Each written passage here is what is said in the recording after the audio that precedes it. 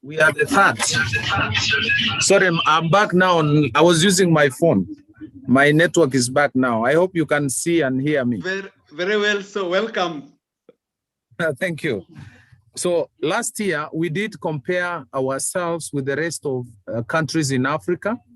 And we realized Kenya receives the third highest remittance compared to Ghana, which is receiving 700 billion Kenya shillings, and Nigeria receiving 2.1 trillion equivalent Kenya shillings.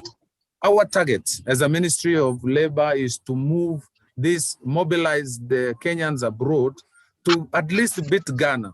We have skilled laborers abroad. Why we have been beaten is we have so many Kenyans abroad, but they are doing unskilled jobs. We now want to promote skilled labor like medical workers, engineers, technicians, ICT officers, bankers, investment bankers, and all these type of skills. Our colleges, our training institutions are the best in the world. The Kenya Medical Training College, the Kenya Teachers Training College, our universities, and all our tertiary institutions have proven over time that they are the best in the world. And that is why when I was Minister for Water, I held a party in Stockholm and the embassy's office in the evening. I had a party, the ambassador organized a meeting with Kenyan diaspora around Stockholm, around Sweden. And I received over 300 Kenyans. Over 70 of those Kenyans are medical workers, and they have been in Europe for over 15, 20 years, meaning they have demonstrated, they have proven they can do the job. So we have been beaten because we are exporting unskilled labor as opposed to skilled labor. And we have so many Kenyans working in very serious institutions in America, including the defense forces, the scientists in the defense college, offices in US and other parts of the world are Kenyans. The ICT gurus in various parts of the world are Kenyans. The medical practitioners, the teachers in Angola, in Namibia, in Seychelles, the nurses in Seychelles, we took over 200 last year. And that is the reason why last month, we sat with my colleague, Minister for Health. We have received requests for 15,000 Kenyans in UK, 7,000 in Saudi Arabia, 5,000 in Qatar, who are medical workers. These are specialists. We are ready as a government to even train medical workers for export. This is our soft power.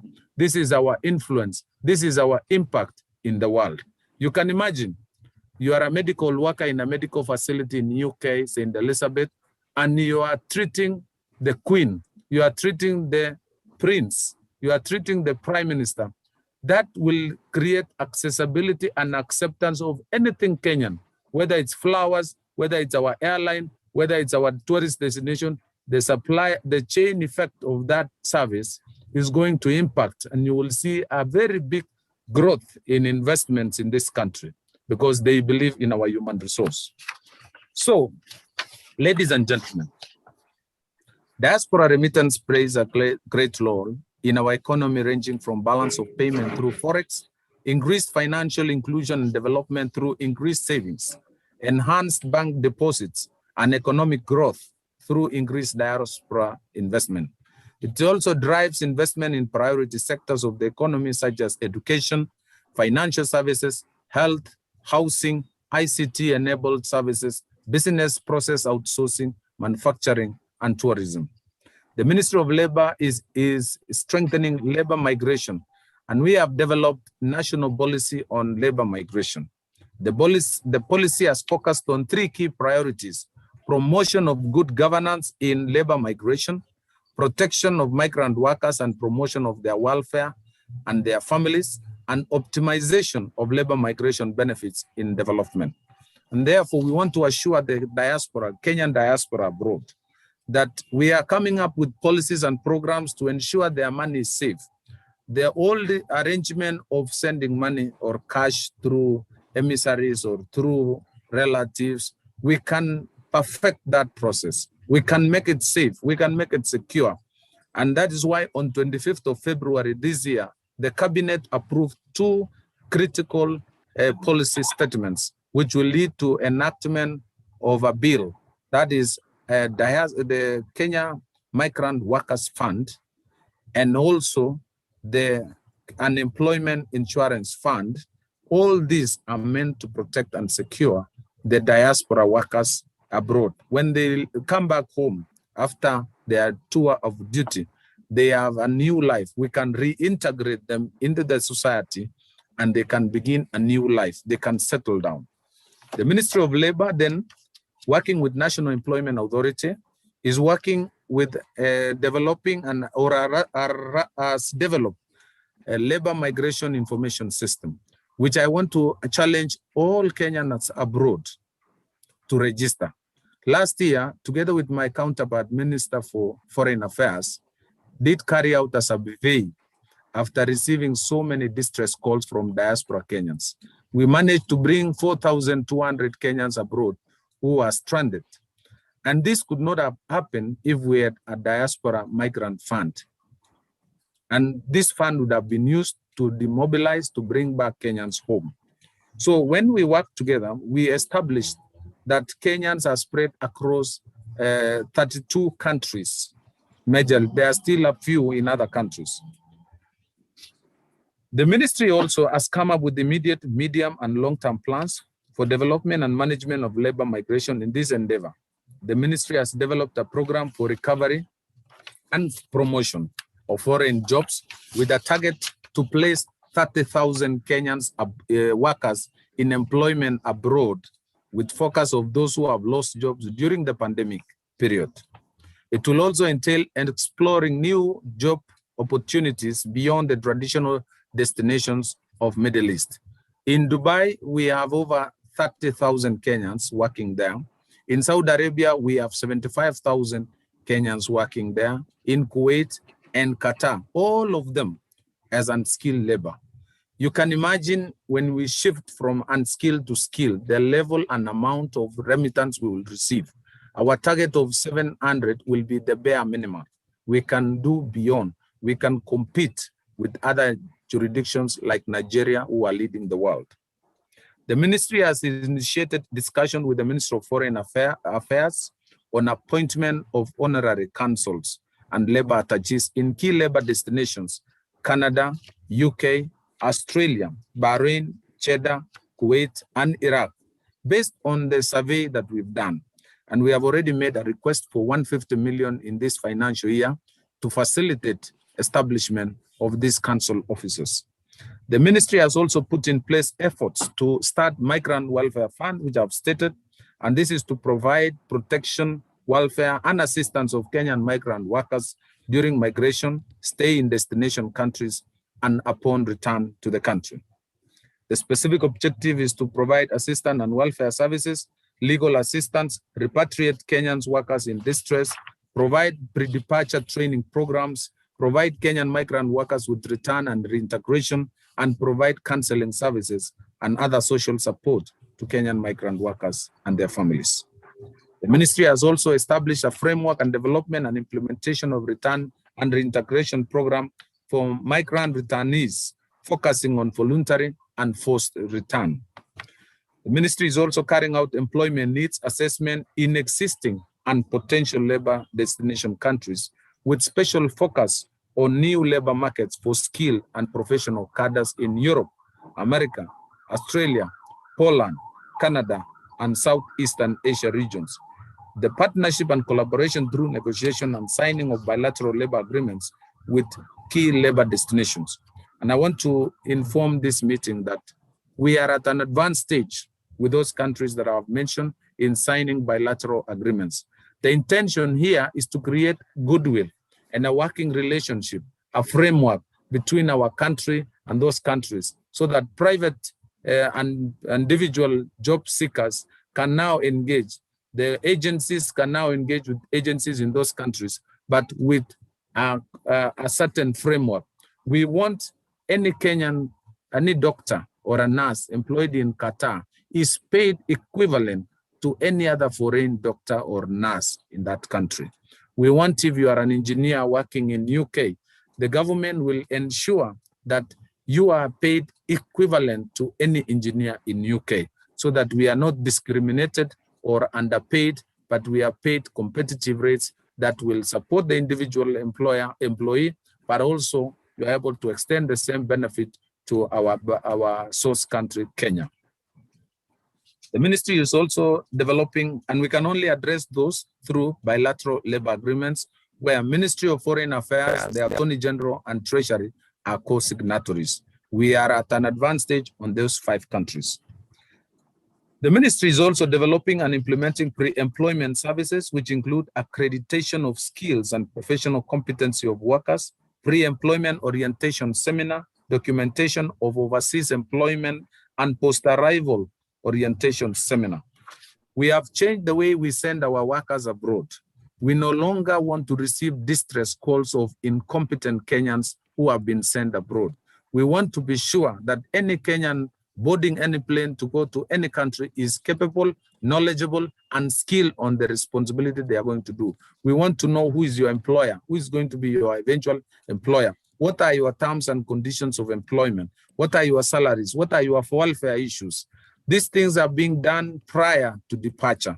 And National Industrial Training Authority and the National Employment Authority are working in partnership to ensure that we send, so that any Kenyan who lives here, I can give comfort, I can give assurance that worker will deliver the job. If that person is a plumber, if that person is a nurse, I want the nursing council to confirm that the nurse we are sending are certified and qualified, our own local standards. I want to be sure that that plumber has been certified by our necessary institutions before we.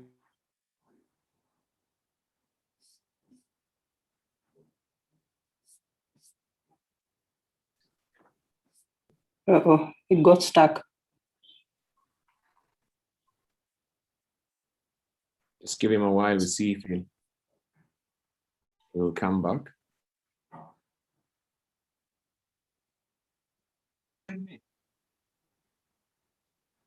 Chair. Hello. Well, I think. Yes, I mean, it's probably internet, sorry, with Chair. the virtual. Chair, are you hearing me? Yes, go ahead, Waziri. No, we can hear you, Waziri. Endelea. Okay. Let me organize. So let me, I'm almost finishing. So we are saying we are not just exporting people, we are exporting knowledge, skill, and the image of our country is at stake.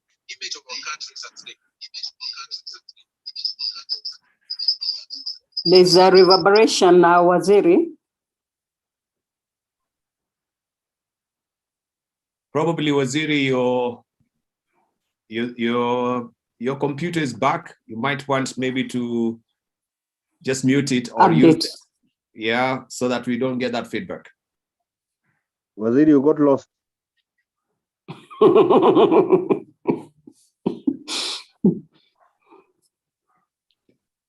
Okay, so as Waziri is trying to, okay, he's back.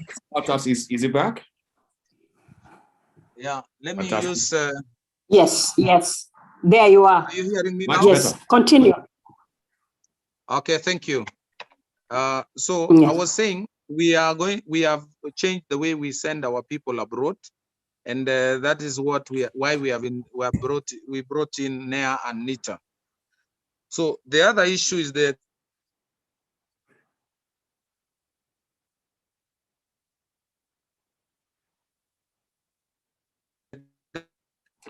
government has already negotiated in Bahrain on skilled labor for Saudi Arabia. The target is to sign BLS with all key labor destination countries. The government is also building capacity of private recruitment agencies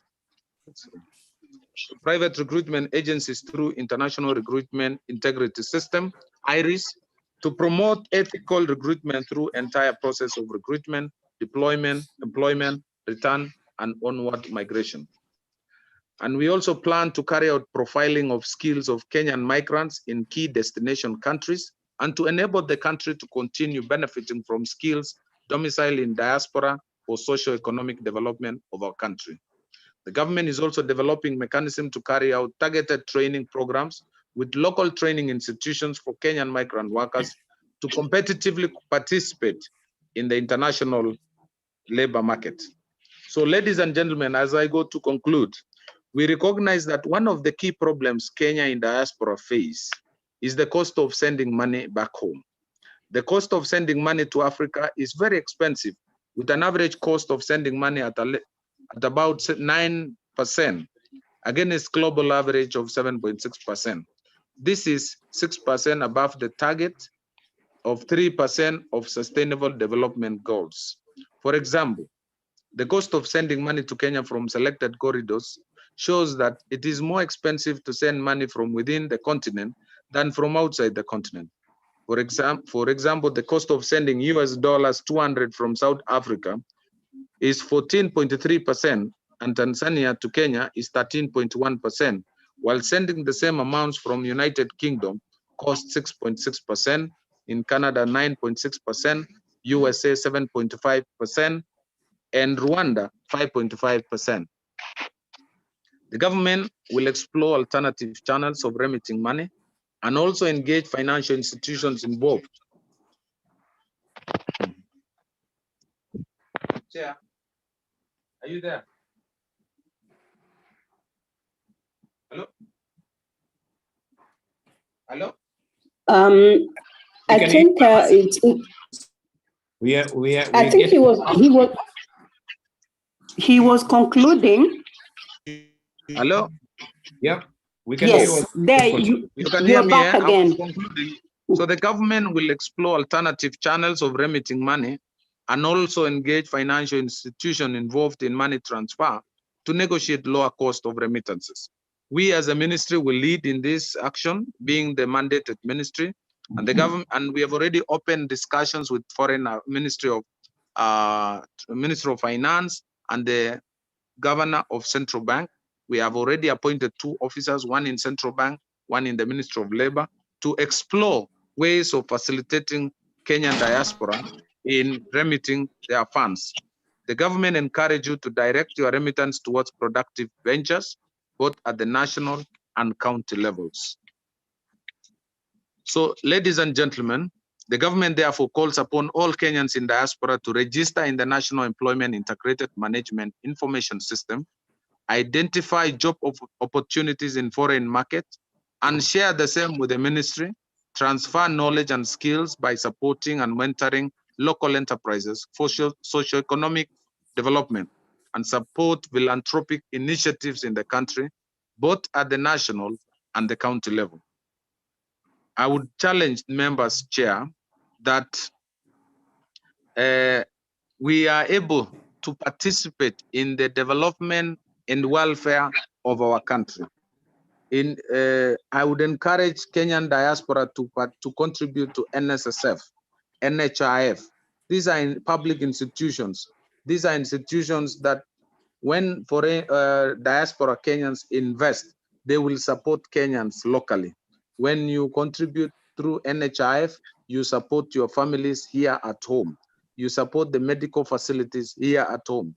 When you invest by contributing through NSSF, when you come back home, NSSF, we have improved the governance challenges we had before.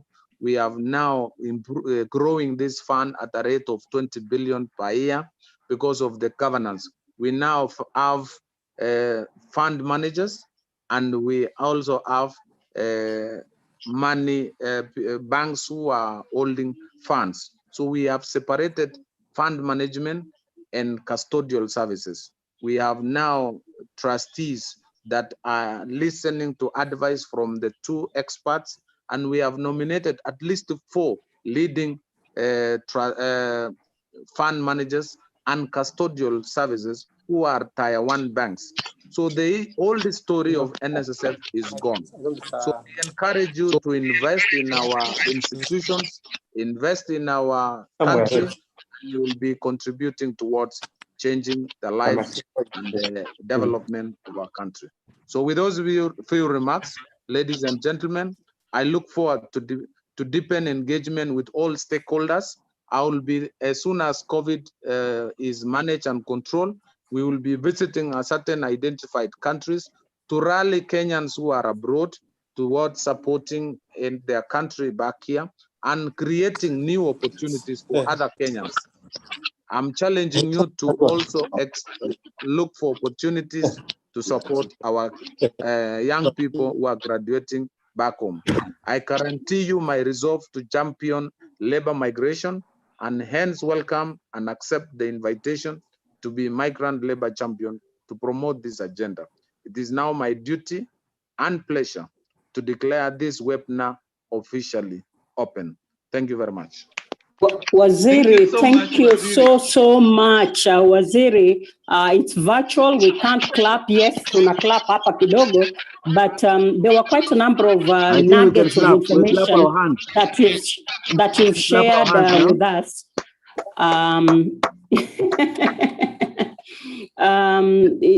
Not all information came through, but we really appreciate and would like to probably get a text of your speech so that we can share it with our esteemed membership. And also just engaging with them. Tunakushukuru sana, sana, sana. As my colleague Dibali is checking on the number of questions that have come up, which are quite a number that we would like to present to you, I just wanted to really congratulate you on an excellent job that you're doing at Labour, and wishing you all our very best. Over to you, Dibal.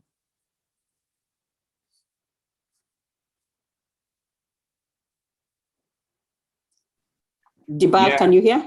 Yeah, I can hear. Thank you very much, Rosemary. And I was saying, thank you so much for that presentation. I think it was a rich trove of information that you've given today, and a number of things we've been wondering a long time, even as we've been having webinars and even meetings annually. We've been circling on the same issues, but it's good to see that now that is being streamlined. It's being streamlined, and it is now happening. Especially on the cabinet policy statements. I think that is a good move. Kenya Migrant Workers and Unemployment Insurance Fund, that will go a great way in actually trying to cushion some of these migrants that we can see they are always on distress, as you mentioned, and also accreditation of skills, which is important as well, so that they're not really set back, and the profiling of that skill. And on that note as well, before we even gravitate to question, I will want to appreciate the presence of the CEO of Family Bank, Rebecca Mbithi, and as well also Edith Okoki, who is the acting Director General of the National Employment Authority, of which also Waziri mentioned as well. Yes, there are great questions which are coming a long way, and also the PS and the PS as well. Thank you so much, and we want just to engage you on this particular. Which seems, I think we have questions which are actually touching on what you've been talking about. This is more or less an alert that Grace Jibril is posing here. She's saying, for those in the diaspora looking for ways to access funding for your part-time or full-time business, please be advised, as part of the recent Biden administration Paycheck Protection Program, $280+ billion and 100% forgivable and tax-free funding has been allocated for small home businesses, part-time gigs. We're talking about the gig economy, etc. The program ends on May the 31st. So it's imperative that you log into that particular website that is given there. If you may head over there to check it out. If you need any support on the process, please feel free to contact us at www. That is lvglconsulting.com as well. We have Michael Munari saying NSSF for diaspora is a very good milestone. Well done, Waziri and the government of Kenya. We have Rhoda Odeng, Wilhelmsen, who is saying across the board there is a gaping underestimation and lack of understanding of the potential for export and remittance intrinsic in the area of arts and culture. Great skilled art is exportable and is also a great potential contributor to SDG. How can we include this sector in our deliberations? That's what Rhoda is asking there. Let me try and see if I can just capture another one. I also just had one on the integration, because the Waziri mentioned about how they've been doing a survey, and they've actually come up with a figure of 1.2 million registered diaspora members with with most of our embassies across the world. And there's always been the question of the Kenya diaspora policy and it being implemented, where they also raise the issue of an integrated register for the diaspora. And I think Bwana Waziri, and also I know the CAS of Foreign Affairs, Honorable Ababo Namwamba, is here. There could be a complementarity between this new ministry and the Ministry of Foreign Affairs as far as the integrated register is concerned. Maybe we can just get reactions on that, then we'll gravitate to other issues as part of the program. Just briefly, Bwana Waziri and the CAS, I know also you have your time as well. And there was a question from Lillian Miri saying, can Diaspora Migrant Fund be used to support business owned by Kenyans abroad? Does the government have a kitty from which Kenyans in diaspora can apply for funding to start businesses abroad? While on that, Waziri, I know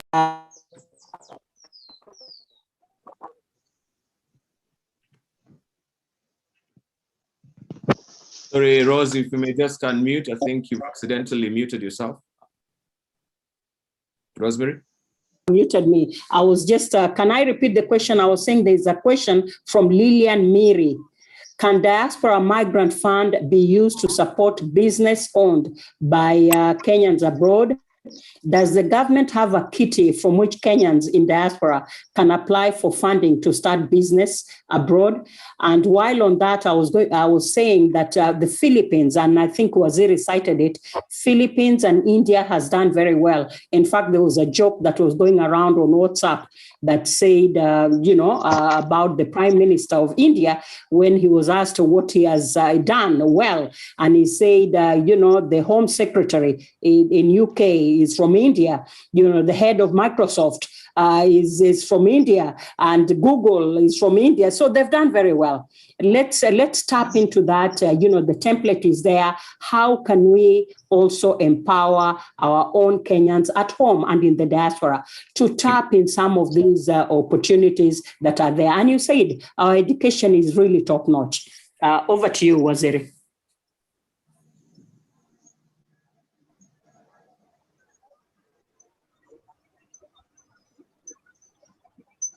Waziri, if you may remember to unmute yourself. Yes, thank you. Are you following now? Yeah, perfectly. Thank you.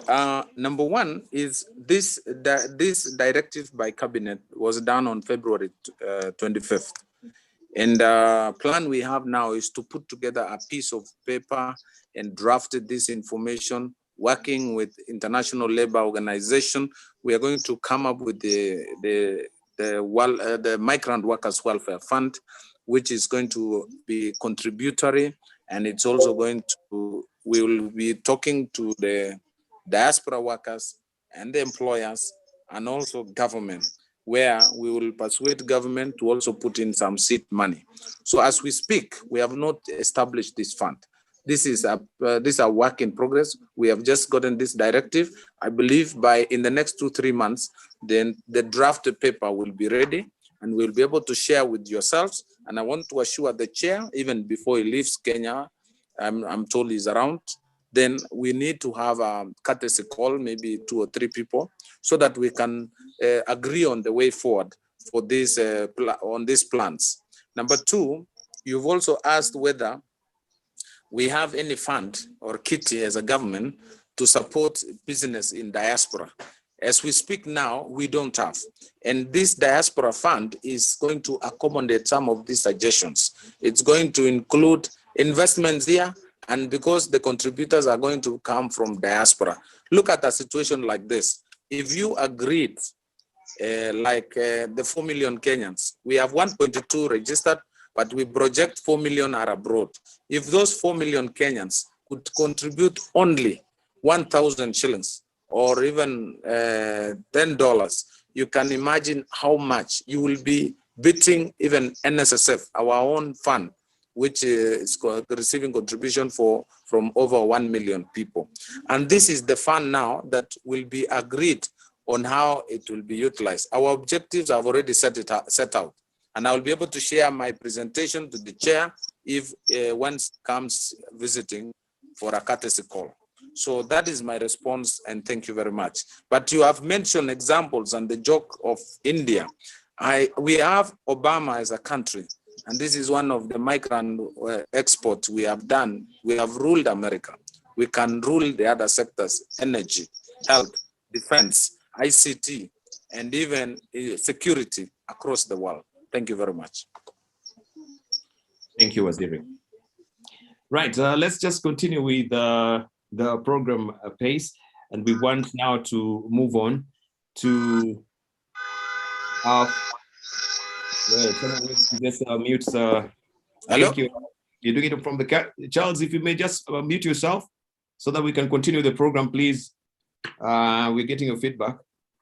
So thank you so much for that contribution, Waziri.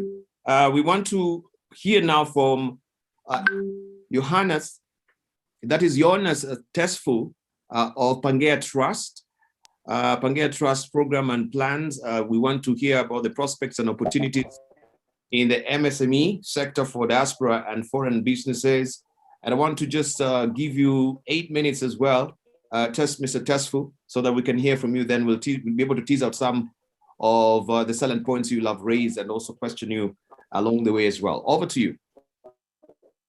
Thank you so much for the introduction. Ladies and gentlemen, all protocols observed. It's an honor to speak here. I hope you can all hear me clearly. My name is Jonas Tesfu. I'm one of the founding trustees at Pangea Trust, and I'm also work with Pangea Accelerator. Basically, what we do is we empower African startups by connecting them with competence, capital, and network.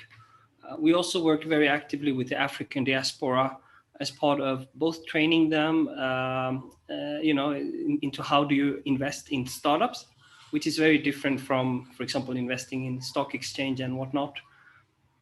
But also like what kind of opportunities that exist. What we focus on a lot is that how do you empower the youth and the job creators? And also looking at technology being a huge enabler and digitalization. So we see all of these innovations happening around, but it's not necessarily the Kenyan founders that are developing all of this solution either. So what we're looking at is that how do we empower them by connecting them with the African diaspora. I have a few slides I wanted to share. I don't know if it's possible. I can do without also, but if it's possible, I can also share some few slides. So basically, I think they can give you, Jonas, they can give you rights so that you can share. I think it's always powerful with when we see something. Go ahead. Perfect. Thank you so much. Can you all see my screen now? Yeah, we can see it perfectly. Yes, we can see your screen. Perfect. Thank you so much. So for the by now we've worked with over 150 startups. Majority of them have been in Kenya. 46% of them are women startups. In our last program we did, 80% of the businesses had a female co-founder. And we also see that this is almost like a success recipe when also looking into like building sustainable businesses. We also invest in businesses. And what we see is that even though startups and SMEs is a high risk, we do have a very good return after already 2-3 years. I want to move to the next one. What many don't know is what is an accelerator program. Basically what we do is that it's a 3 months or could be a 6 months high intensive program for SMEs and startups. Many of them are usually technology focused. And basically what you're doing is you're gearing them up to scale. And also we focus a lot on capacity building, connecting with investors. We do a lot of due diligence during these processes. So we're a little bit between like a university, investor, mentor, and yeah. And these are some of the programs that we have done. We are what you call an issue-focused accelerator program. So we don't only do like, we're interested in Kenyan businesses. We focus on different thematics. So we've been doing programs focusing on investing in businesses and startups in affordable housing. We've been doing in food and agri. Next up is going to be Blue Economy, which is going to be a collaboration with the Ministry of Agriculture, Livestock and Fisheries in Kenya, looking at how do you create jobs in the coastal areas by empowering technology and different solutions.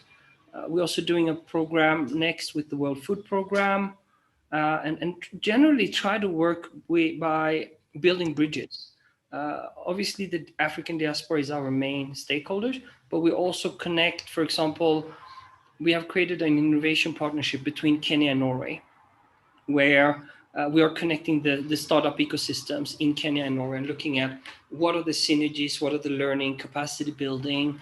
I've also had different startups from Kenya visiting, for example, Oslo Innovation Week to meet different investors or to learn from different sectors and experts. So we're very active in the ecosystem. This one I will skip. Here are some of the startups that we have invested in. You have, for example, WorkPay. They created an employee management system. We worked for them for the past 3 years. And during these 3 years, their value has increased over 35 times. They are now valued at over 10 million USD from being, so they're less than 3 years old. You have Onesha, which is one of the leading marketplaces for creatives in Africa. Ojijenge, she's a founder in affordable housing, where she turns plastic waste into affordable housing building material.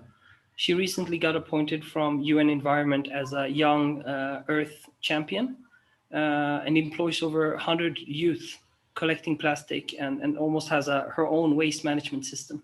These are all startups and fantastic Kenyan entrepreneurs solving the largest issues we have in society and turning them into jobs. What we want to do is, how do we empower them more? So if you look at Kenya, this is some troubling stats, but I think it's important to understand. If you look at startups that are raising over $1 million USD in Kenya, branded as Kenyan startups, only 6% of them are local entrepreneurs. 94% are expats. So when you look at who gets access to opportunities, and then it's not the ones that has the best understanding of the problem or necessarily the market. It's usually who can pitch themselves the best or sell themselves the best or whatnot. So we want to fix this problem, and we think the Kenyan diaspora can play a huge role in empowering local entrepreneurs. And that's what we do as Pangea as a system. We only work with local entrepreneurs, period. This is just something I want to show from Ethiopia, where they did the Ethiopia Diaspora Trust Fund. I'm just bringing it up because I think it's interesting inspiration. At least for me, it was inspiring. This was done as an experiment to see if the Ethiopian diaspora would donate to impact startups or social businesses. And here you can see that this is from 27th of January 2020, but at that time they had almost over 5.8 million USD collected from 93 countries and over 25,000 donors. And I think this is amazing. And most of them did it anonymously also, and some did named. But we think this is just scratching the potential behind the African diaspora. And this is what I want to come into next, because what we are doing, and also where we are working together with the Kenya Diaspora Alliance, is a project that we started about 6 months ago. Even though we've been working with the African diaspora for the past 4 years, we have now a very focused and specialized program on 1, diaspora mapping, 2, developing concrete diaspora fundraising tools, and 3, connecting institutional partnership as part of more collaboration. What we are excited for here is this: how can we create tools to empower the Kenyan diaspora to be a lead supporter for the Kenyan youth that are creating all of these amazing solutions and also the jobs for the future. And this process that we're doing, it's a co-creation process, meaning that it's very inclusive. We are basically creating the solutions based on input we get from the diaspora. So it's a co-creation process. Hence, we would like to invite you into this process. So let's explore and unleash the potential of the African diaspora. We're hoping to do this together with the Kenya Diaspora Alliance and other partners. But from the audience and people listening in, don't be afraid of contacting us if you're interested in looking into how do we unleash this potential and how do we make it easy for the Kenyan diaspora, regardless of where they live in the world, to be active in this technology revolution that we are seeing. I think my 8 minutes just finished, so I think I just stop there. Thank you so much. Any questions, maybe? Yeah.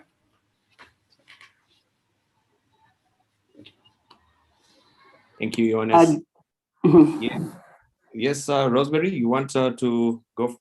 Yeah, you can. No, go I ahead. was just going to thank my brother Jonas. We were in another session the other day, and we got talking.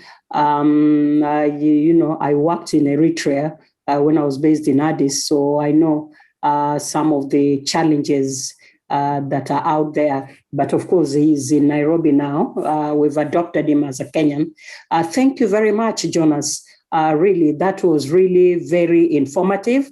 I think the diaspora, particularly Kenyans, would like to probably ask more questions. But because of time, if you could give your details on the chat in terms of email, so that people can, as they synthesize the information, they can go ahead and probably write to Pagea Trust and ask more questions. But we look forward in collaborating with you in the very near future. Over to you, Inea, for the next guest. Thank you, Jonas. And that is very distressing to know that that this only 6% of our entrepreneurs there, and given that particular figure as well. I have some visitors there. They're coming also to moderate with me, some birds. Right, but Jonas, thank you so much. I really do appreciate. Yes, as Rosemary said, because we're really pinched for time and we don't want to keep you here for quite a long time. We want to move on and also hear from our second speaker. This is Joyce Ngugi, and Honorable Joyce Ngugi is the Deputy Governor of Kiambu County. We want to hear more voices of women on this as well. She will give us a broader understanding on the opportunities and prospects for widows and Kiambu County. If you're here, Dr. Joyce Ngugi, we'd love to give you this opportunity so that you may go full steam ahead and, of course, give us more insight on what is happening in Kiambu County. Dr. Joyce, over to you. Remember to unmute.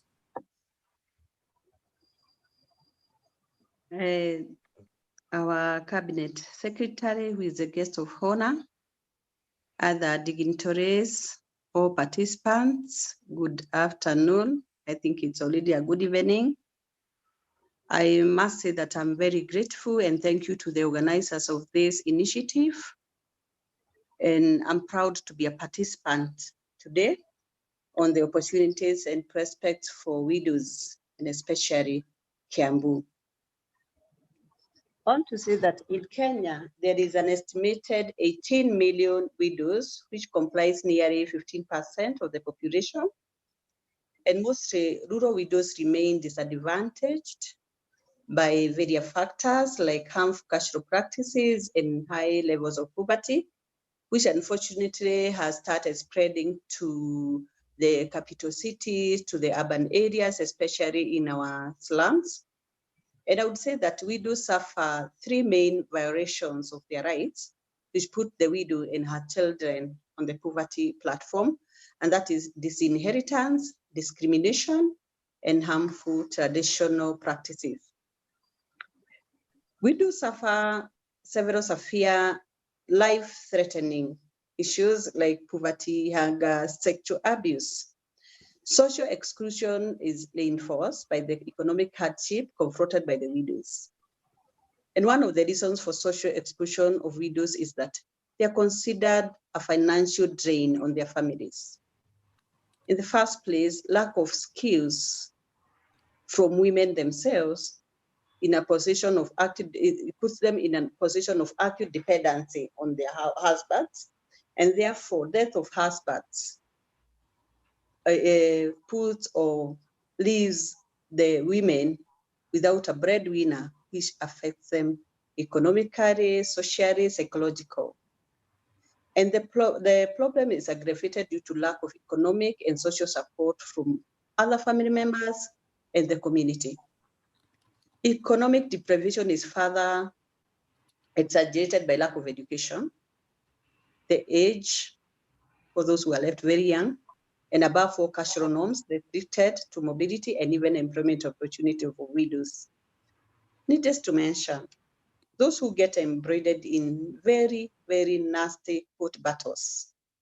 And there are those also who get themselves participate in backward cultural practices like widow cleansing and wife inheritance. Others have to engage themselves in high-risk work to make ends meet. Even some, like my CS was talking about, looking for jobs outside where they are forced to leave their children suffering so that they can be able to hold up their family. Some constantly have to fight stigma from society, especially from their married counterparts, who treat them with a lot of stigma. Widows' disappropriate exclusion from property ownership is a common feature in our country. The laws of inheritance, which entitle a widow to inherit her husband's property, do not alleviate the economic miseries of a widow. First, she may inherit on paper, but fail to secure the de facto control of property and inheritance. And therefore, she may remain poor, even when her husband may have been rich, may have held a lot of property because of the court battles and other factors where the male dominances will come and interfere, and the benefits may end up in the hands of the male, other male factors. In some parts of our country, some practices are still going on which are diminishing our women, like the cleansing and the inheritances. There have been many initiatives, however, by organizations that have tried to address the plight of widows in Kenya, and this has gone a long way in giving social support to our widows. And also widows themselves have tried to come together to hold one another, encourage one another, and try to empower one another. And in Kiambu particularly,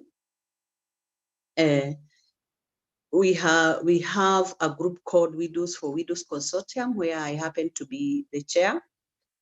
And the consortium, we came together as widows who are a bit economically well up, at least someone who can be able to place a meal on their table, for the sake of our widow who is less privileged and having difficulty matters. So what we do, we place what we have together and try to reach our less privileged widows. And our vision is equality, social justice, and respect for human rights. And our mission is to advocate for national policies, registration and ratification of other international instruments that promotes economic, social safety, and well-being of widows. I can say that in our country, we still have some strength and opportunities that at least enables a widow to come a little bit up or to put them in a better position, because you'll find we have a powerful constitution that talks about the advocation of women. We have a gender commission in our country, in the ministry, and other government structures that to advocate issues of women. We have other powerful and independent arms of the government, the legislature. You find that in parliament, we have a Kewopa group that fights for the rights of widows, judiciary and executive. We have bodies like FIDA that are there fighting for the rights of women and widows benefiting this. We have numerous human rights activities and civil societies, among others. Although there are still various challenges that women will go through or affect their development, like the age, especially widows. Some widows are left when very young, others are left when very old.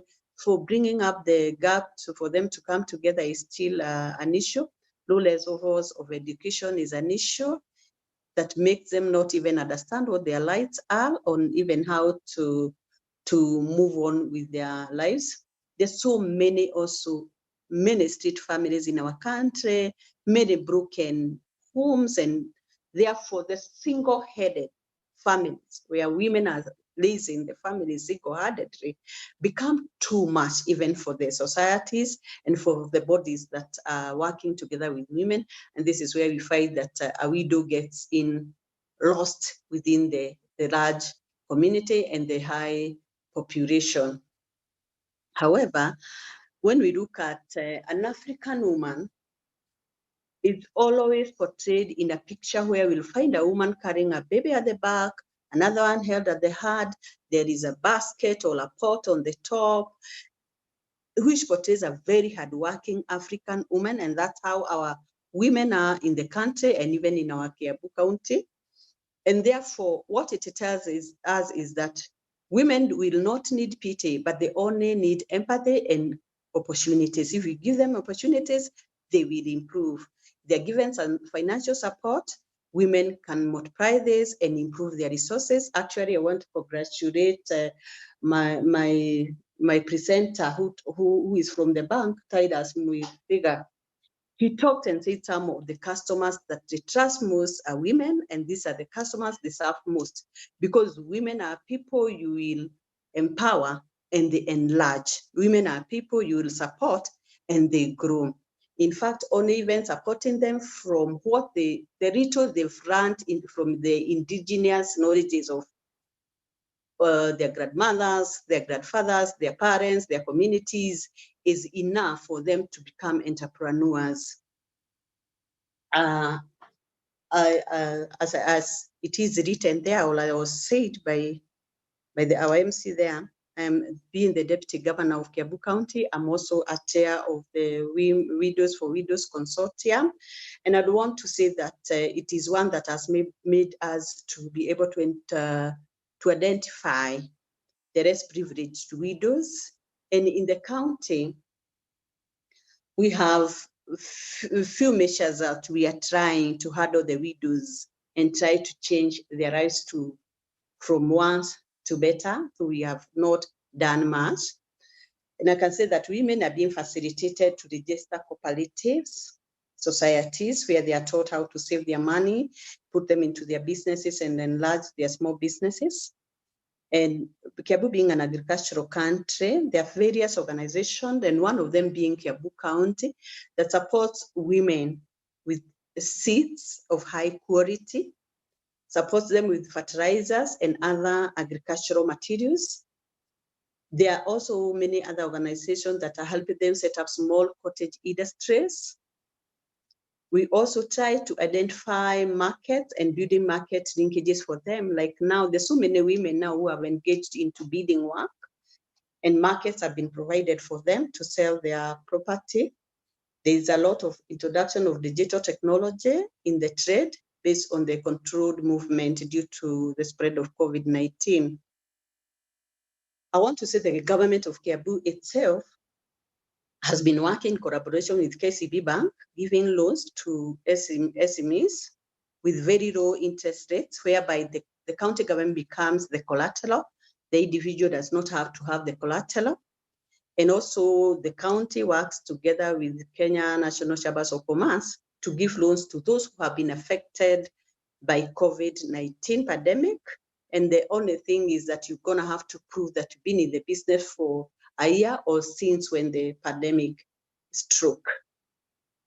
And my recommendation and my humble request is that the Kenya Diaspora Alliance may start talks with the counties to create platforms that works towards elevating the lives of our widows. Thank you all. Thank you, everyone. Thank you, Dr. I was just about to step in and say, hey, let me butt in a bit, but you had a good sense that yes, the airtime is up. Thank you so much, and for that salutary effort, knowing about women, Widow for Widows Consortium. I think that is a great initiative that you put forth, bearing the fact you've given that 18 million actually of them in the country. That is a huge constituent, and most of the times, they're neglected, they're not remembered. But we want to thank you so much for that salutary effort that you've put forth to make sure that this particular big constituency is catered for, and also the needs are addressed. And you're using, whichever forums and agencies that are there also to try and assist, be it materially, legal-wise, advisory role. That is a good initiative. Thank you so much. Thank you so much. Right, and I also want to acknowledge the youth director at the Kenya National Chamber of Commerce and Industry. This is Mungai Mushiri. We know we are talking largely about women and youth, and this is there for us as well. So thank you for plugging in. And I know you'll have questions also at some point, but nonetheless, we acknowledge you as well. And I want to remember also Elder Elias. Yeah. Thank you. Yeah, Mabir, I want to thank you so much. I'll give you a time, maybe 2 minutes, just when we're having a Q&A session after you've heard from His Excellency. This is Babu Namwamba. But for now, we want to continue with the program. Kindly just make sure that you keep to the time so that we don't have also to keep you here for long, since we are pinched of time. I want to go to Selamawit. Her Excellency, this is Selamawit Dawit, Director General, Ethiopian Diaspora Agency. Your Excellency, this is your time. You can give us the experiences of Ethiopia's diaspora, prospects and opportunities in the MSME sector for diaspora and foreign business. I'll give you 8 minutes for that. Kindly take the floor. Kindly remember to unmute if you're there, Selamawit. The ball. Yeah. I know Ambassador Gizakiu is on the floor. There was a little hiccup, so okay. Maybe if he's not on, the Excellency Ambassador in Kenya was to speak, requested the Director General in Addis. So if a representative is in, otherwise we can go to Honorable CAS. CSR. If we have any representative, we'll be happy just to hear from you briefly, if you're there. 1, 2. I can see Ambassador Desta, former Ethiopian ambassador in South Africa, but has requested just to follow. So let's go next. Fantastic, fantastic. Good. All right. So once we get a chance to hear from Selamawit, we'll see how we can try and organize that particular time, but of course the time will have been shortened a bit. But I want to give this opportunity to the Ministry of Foreign Affairs, and particularly His Excellency Ambassador Babu Namwamba, because largely we know there's so many things that they have been on the table of the Ministry of Foreign Affairs trying to shake into place. Also, the huge constituents that we have as diaspora, we know the remittance. Things have been raised regarding the cost of remittance, the integrated registry that you've been talking about. We have the Kenya, diaspora policy that has not also been implemented fully. This has taken quite a while. We wonder why. But at least we have a sporting chance to hear from the ministry itself, and that is in the person of the CAS Babu Namwamba. I want to give you this opportunity, sir. Just yes. Yeah. As you do that, just protocol-wise, allow me to thank Waziri so much, but also recognize Madam Harriet Nduma, the newly appointed Director of Diaspora Affairs. Happy to have you in the house. Over to you. Yes. Yeah, I wanted just also to just mention that as well towards the tail end of the presentation. But over to you, Ambassador. Sorry, yes. Santa Sana Debao, how is my sound check? It is perfect. Very good. My sound check is good. Yeah, I should contract you for a voiceover. Wonderful voice. That coming from you is quite a compliment, Debal. But Debal, allow me to very quickly just recognize, really say that I'm very happy to see some very familiar faces here. Very happy to see my sister Rosemary, all the way from New York. Very happy to see my big brother Manu Chandaria. I gathered at the beginning of the program that He was participating in these all the way from Geneva, a very committed Kenyan of distinguished extraction and big supporter of this agenda of diaspora and the engagement in our economic activities of our country. And of course, I want really to spare a very special mention of my good friend and brother, Dr. Shomo Chuodo, who has kept faith, walked the straight and narrow of keeping the agenda of diaspora alive and prominent in our discourse. Thank you.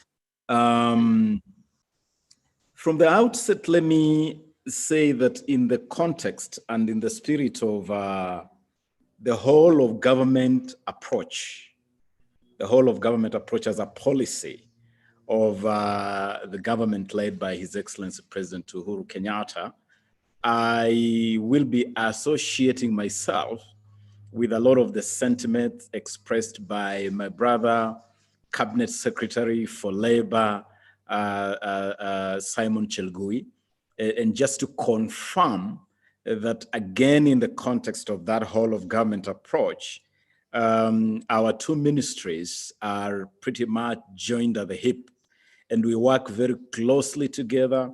We consult very, very keenly and very frequently. And so a lot of the issues that Cabinet Secretary Chelgui has already made reference to are cross-cutting and are issues that are also on the priority list of the Ministry of Foreign Affairs. And having said that, let me begin by expressing our sympathy as a Ministry of Foreign Affairs to those who've been affected by the COVID-19 pandemic, and say that we should be grateful to the participants who are attending this webinar, the current circumstances notwithstanding.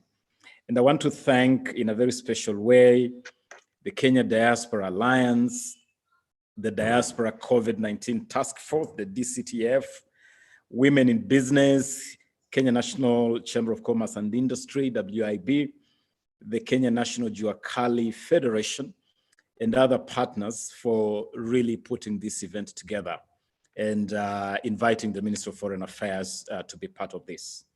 Personally, I feel quite honored to be part of this second webinar in the series of leveraging diaspora resources for Kenya post-COVID-19 economic recovery. I'm aware that our ministry has been asked to share a few thoughts on the subject of engaging diaspora intellectual and financial resources for micro, small and medium enterprises, MSMEs, accelerated growth. And from the outset, of course, just to reiterate what we all know, that micro, small and medium enterprises are not only at the heart of the Kenyan economy, but they have also been gravely affected by the economic crisis caused by the COVID-19 pandemic. As we are all aware, MSMEs dominate the economic landscape and are known to contribute significantly to the economic growth of both developed and developing countries. In Kenya, this is a sector that represents about 75% of all businesses, and more than 80% of Kenya's working population rely on them for employment, for income, as well as livelihood. For instance, in the year 2019, this sector generated 830,000 jobs and also contributed an estimated 34% of Kenya's gross domestic product or GDP. Now, MSMEs also employ large numbers of women and youth. They act as vehicles for economic inclusion and empowerment. In this regard, it is particularly important for this sector to be supported to, number one, effectively participate in e-commerce, number two, access adequate and affordable financing, and number three, improve their access to information about products, markets, and other necessities. This is one way of building capacity for them to successfully participate in international trade. Distinguished participants, In this time of COVID-19 pandemic, digitization has become more important than ever before, providing opportunities for businesses around the world, including MSMEs. However, MSMEs, particularly those operated by women and youth, have faced several challenges in relation to electronic commerce. These challenges are largely unregistered, partly due to the lack of digital infrastructure and the struggle for these businesses to remain online, given power grid and other related constraints. The government recognizes the importance of removing barriers to women's participation in trade, the need to build knowledge and understanding of the trade and gender nexus among key actors cannot be overemphasized. There is need to consider the unique opportunities and challenges faced by women and youth entry and management of MSMEs operations in this country. In that regard, government is supporting local businesses to grow and enhance opportunities to export their goods and services. Cognizant of the fact that COVID-19 pandemic has the potential to set back the achievements of gender equity goals, government has recalibrated its strategies to better address the economic impact of the pandemic on women and youth. This is being done through initiatives aimed at boosting women business, especially the access to export markets, finance, market information, and improvement of use of gender data in policy making. Government is also engaged in trade and women's economic empowerment in key economic fora such as the Indian Ocean Rim Association, IORA, and the World Trade Organization. And Dr. Chudo, I can confirm to you that I have personally represented government in forums and activities of IORA, the Indian Ocean Rim Association, and the World Trade Organization, WTO, and we have deliberately put this agenda on the table and pushed for this agenda to be mainstreamed in this multilateral forum. Further, government has taken several measures during the coronavirus period to cushion MSMEs, including tax relief and temporary suspension of application of credit reference bureau ratings.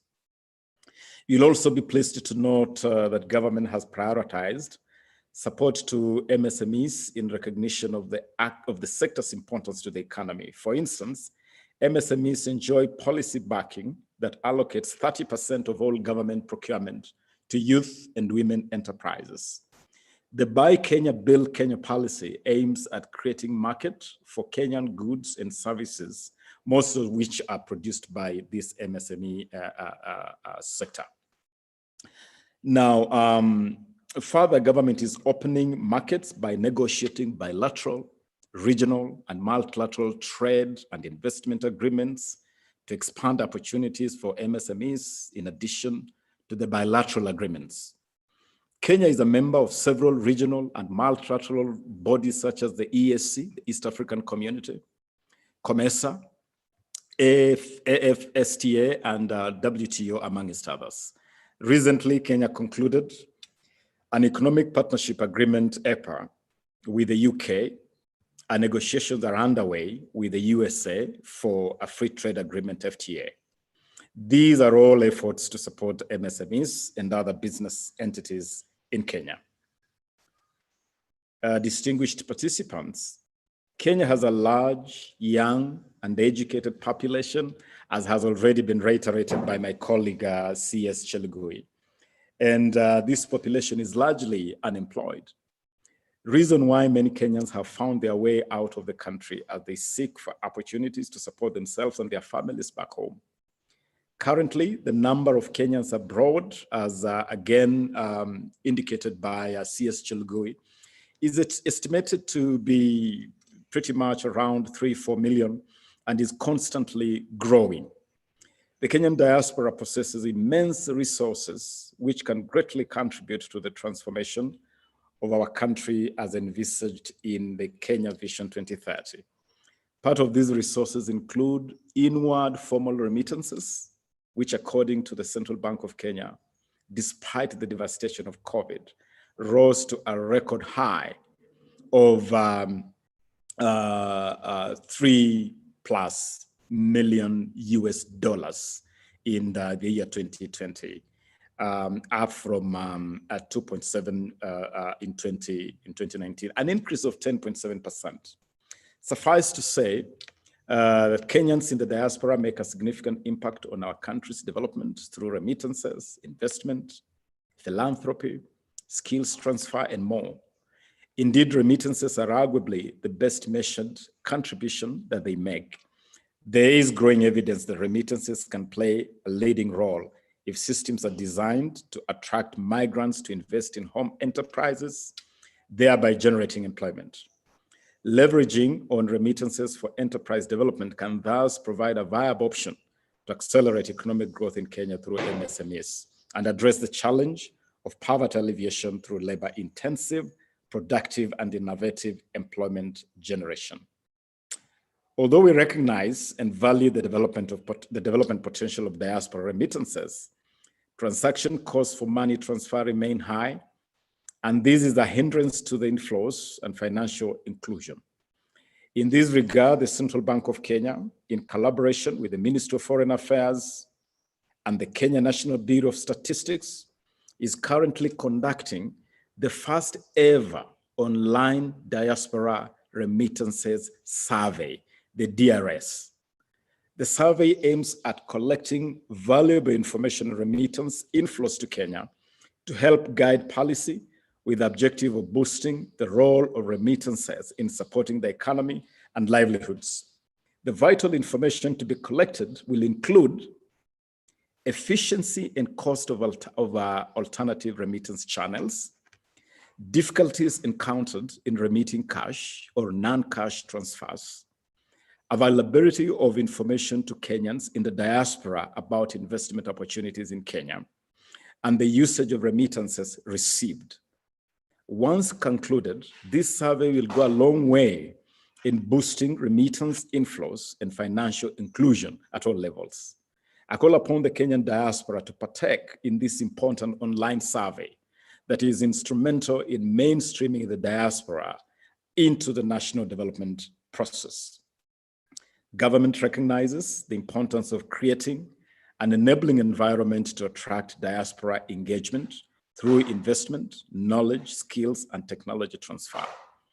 It is in this regard that the Ministry of Foreign Affairs launched the foreign policy document in the year 2014, in sync with the Constitution of Kenya, with the overarching objective of protecting, promoting, and projecting Kenya's strategic interests abroad.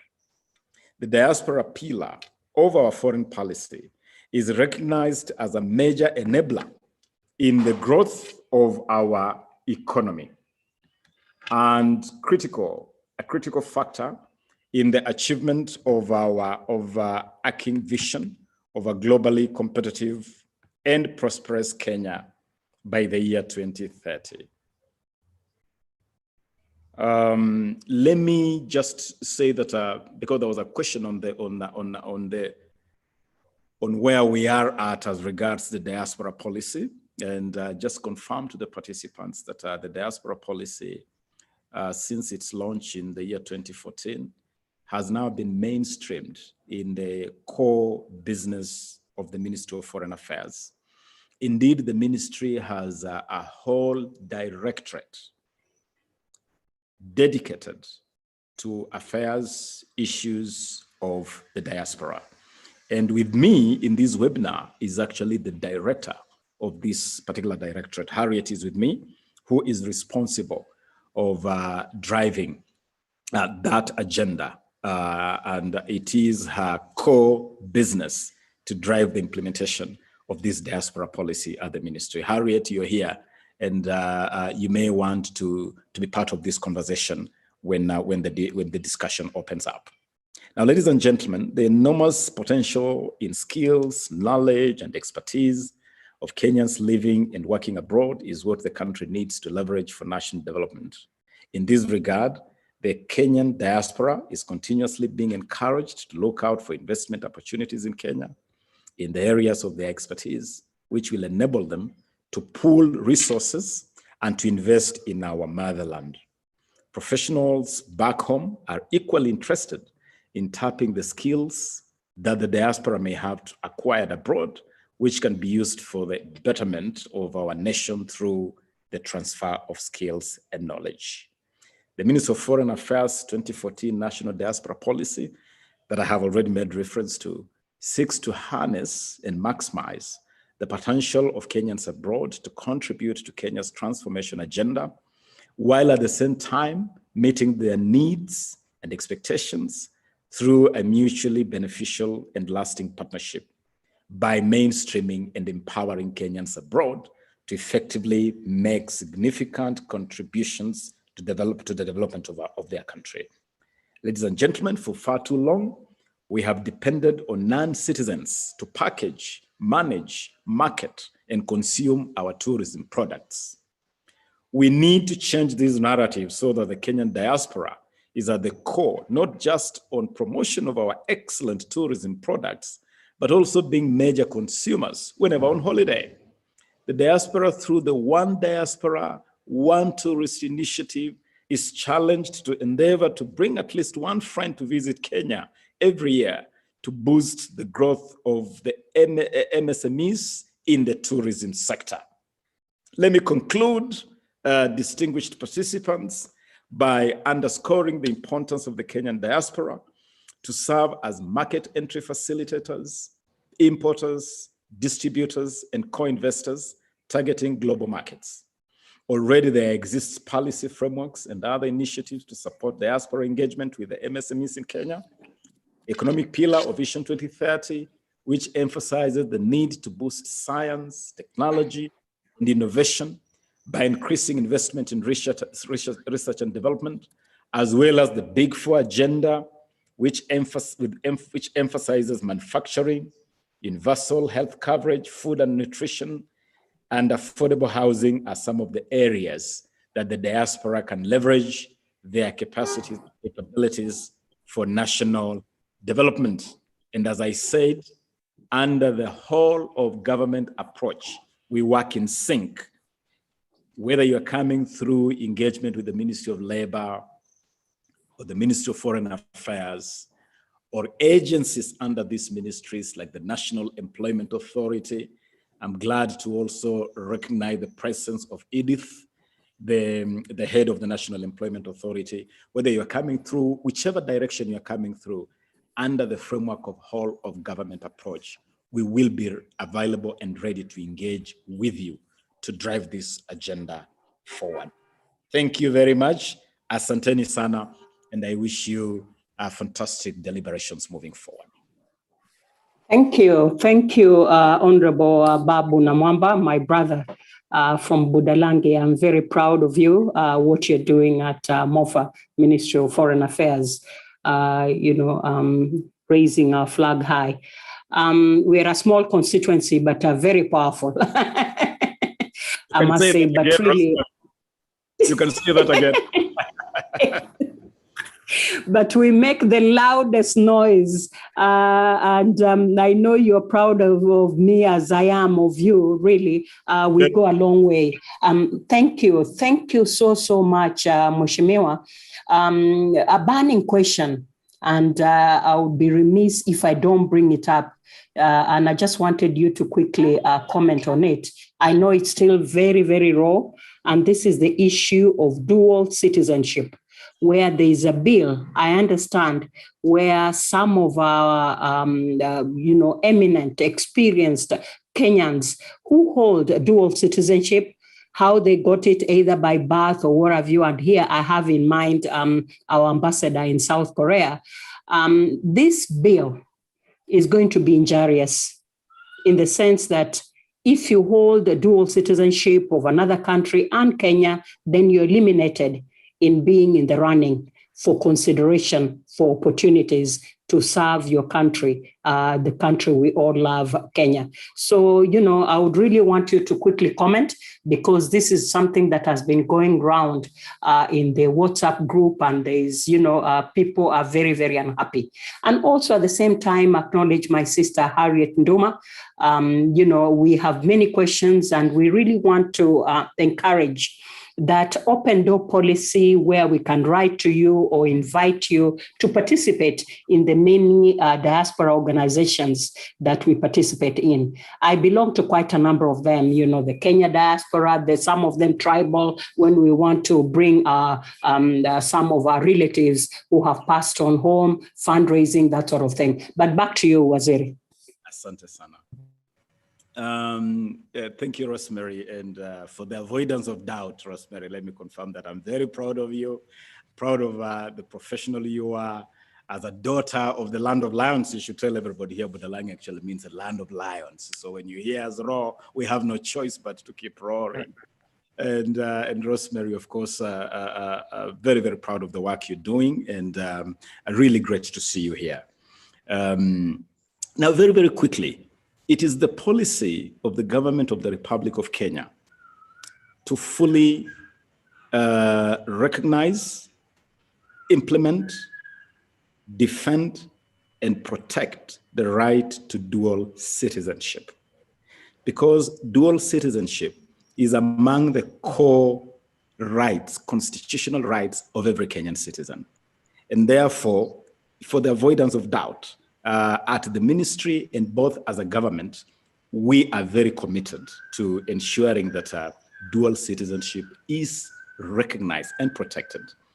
I know that my boss, His Excellency President Uhuru Kenyatta himself, who is Kenya's diplomat #1, is fully committed to this agenda and fully respects this entitlement of every Kenyan that may hold double citizenship. And really, and I have had the privilege of sitting in Parliament for 10 years, while I know that Parliament carries the responsibility and has the constitutional mandate to legislate and to consider any bill that comes before it, Parliament, of course, also knows that an ordinary piece of legislation cannot override the sanctity of the Constitution. And so to just give the assurance that as government and as ministry, we will engage in the conversation around this bill. We will engage with the honorable members of Parliament as they consider this bill. And our position will remain the same, that Kenyans are entitled to dual citizenship by dint of the letter and spirit of the Constitution, and it cannot be taken away from them.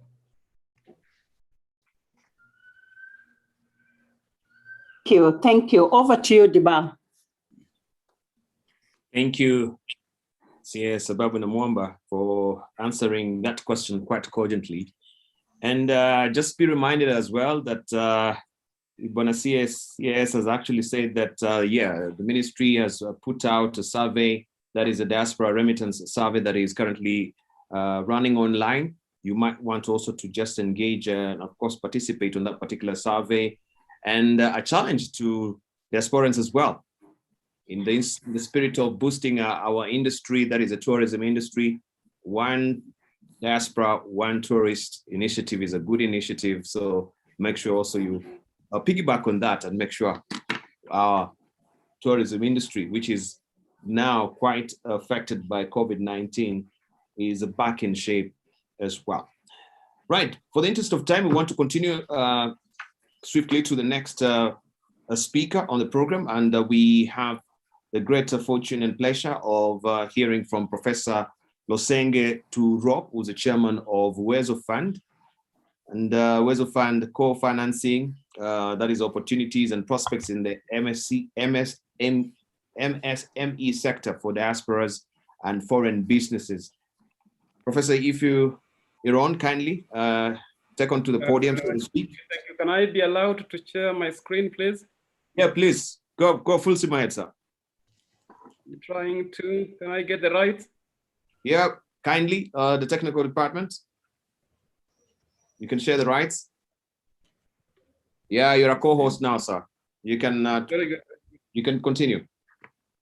Yeah. There you go. So thank you, Debal. Let me take this opportunity to thank all of you, recognize the presence of the cabinet secretaries with us here today. the CAS with us, and all of you,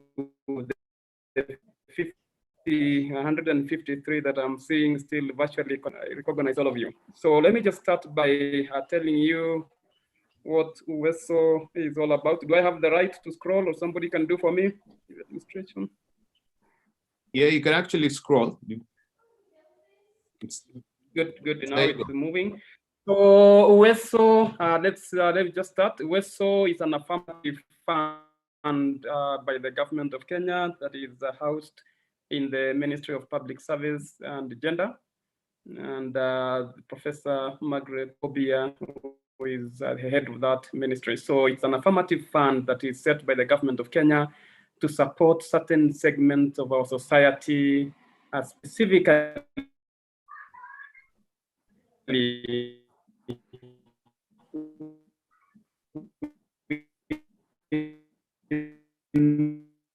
men, persons with disabilities, and youth. And it's one that is of the Kenyan government. It is a fund that is, as I said earlier, specifically meant to certain segments of our society, those that are not able probably to acquire loans from the banks, but they have an idea to start an SME or an MSE with them, but due to the restrictions that are there within our banking sector, they may not be able to acquire credit to facilitate, or capital to facilitate the processing of their ideas into businesses or entrepreneurships that they have in their mind. So it's a fund that is set aside by the government. It's a fund that is run at the constituency level. It's a fund that is available without any cost, no interest, no any other administrative cost. It's the money that is meant for the poor segment of our society. They will be able to borrow from the government and return without any interest. The purpose of this fund is basically to socially, economically empower those three groups of our society: persons with disability, women, and youth.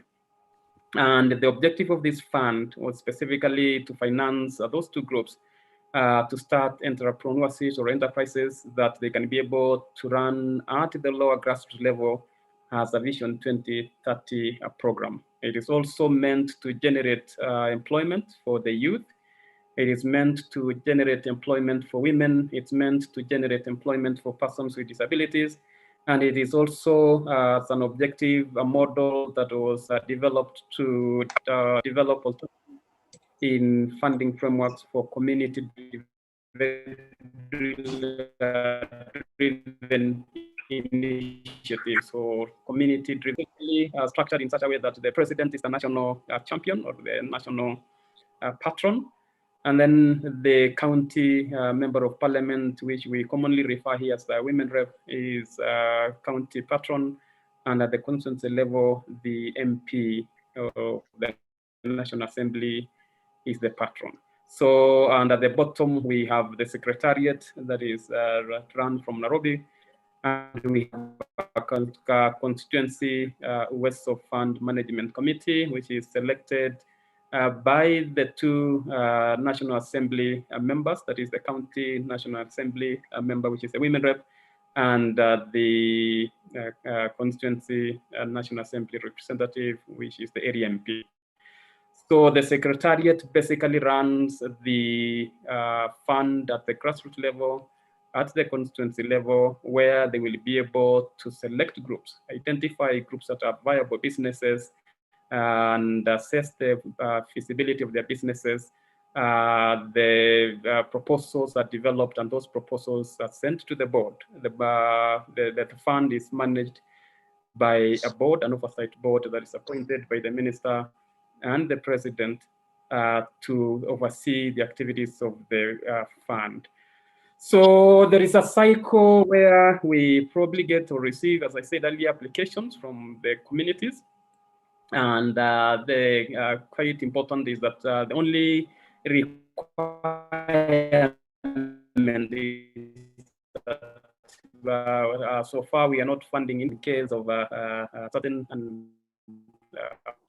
certain risks that are not foreseen then the other members of the group will shoulder those effects. So once a group is formed and then they develop applications, and those applications are received by that committee that I mentioned.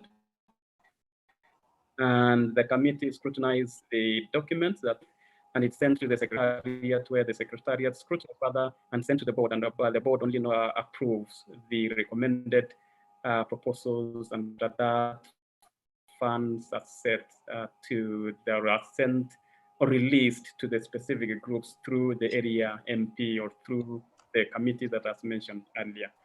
The committee is quite monumental in managing this fund, and what we do is basically ensure that those proposals that are fundable are received, and within a period of about 2 months or less, the money is released to the group. So the group acts as a guarantee for the loans, as I said earlier, to ensure that money is not lost. I said also that there is no interest in these loans, and you could be eligible from quite a low amount of about 50,000 to about 750,000.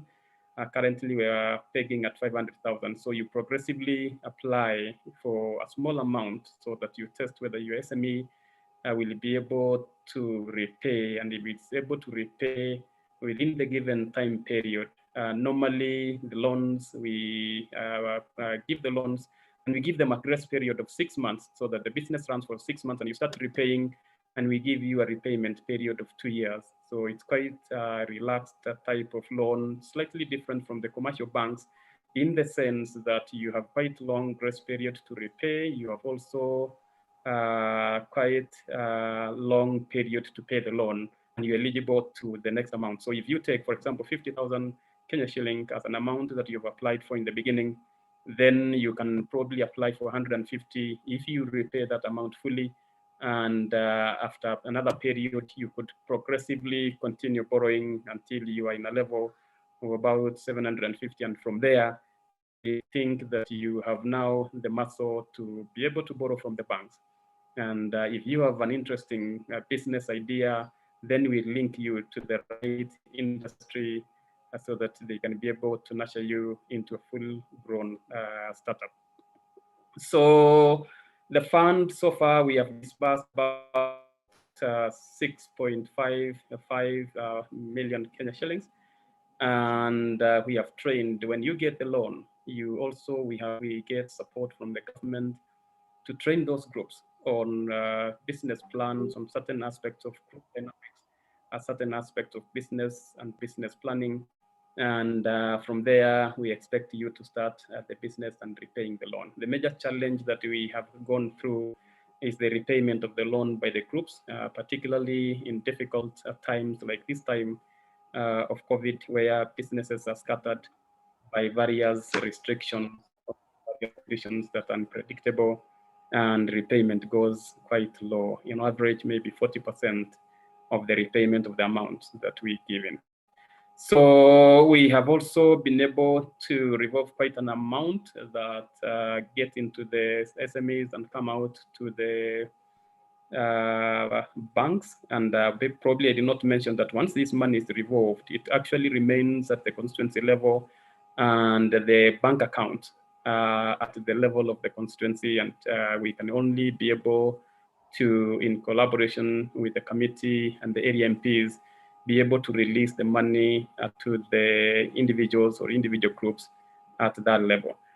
Quite an active part of segment of that society is women. The blue part that you're seeing in my chart is women, and youth, persons with disabilities take the lowest share. 65% of the amount that we've been able to disperse so far goes to women, which is an indicator of women being an active segment of our society in the MSEs or SMEs in this country. So they're the ones who borrow the most, they're the ones who actually revolve the money the most for the youth. There is quite a number of challenges where group dynamics does not really hold for long, probably because of the activity in their lives and the dynamism of their activities in the society. So women are quite a large segment that's funded by this fund.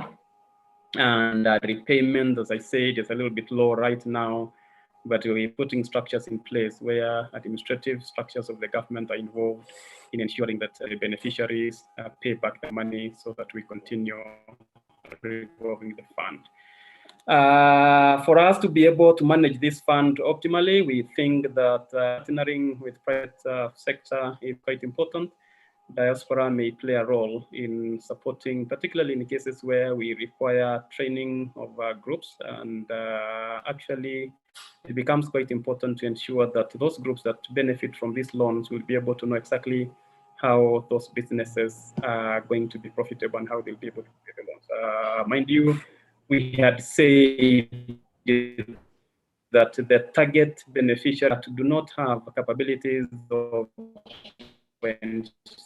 acquiring loans from the banks simply because they have no collateral or any other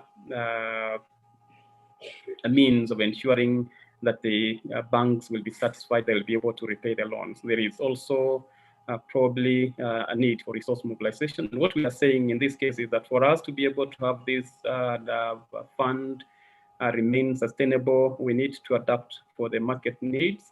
Those segments of the society that our fund targets, we need to specifically know what their needs are, and we are working quite strongly with Parliament or area MPs to ensure that we fund specifically groups and individuals that have viable businesses based on the areas where they come from. We also require structures that will be able to support the loans and the loaning process. We also think that clear public vision of this fund is necessary, and the skill capacity building at all levels of the fund management is extremely important in ensuring sustainability of this fund. Otherwise, slowly over time, the fund dies out. Thank you. There are opportunities for... Prof, if I may just intervene for the interest of time. Yeah, I think you guys have rich information. But all right, don't overlap. We've overlapped. Yes. Yeah. Could you kindly just give maybe your closing remarks? And this will be the last slide, maybe, if you don't mind. All right, so there is need for promoting entrepreneur networks with the diaspora. There is need for mentoring programs. There is need for partnership. There is need for probably linkages that will be able to help in training, markets, and development of those networks. There is, of course, increase in needs to ensure that we boost businesses locally. There is probably quite a large professional skills in diaspora that can be shared through this fund. There is probably need for market linkages that may help in ensuring those groups benefit.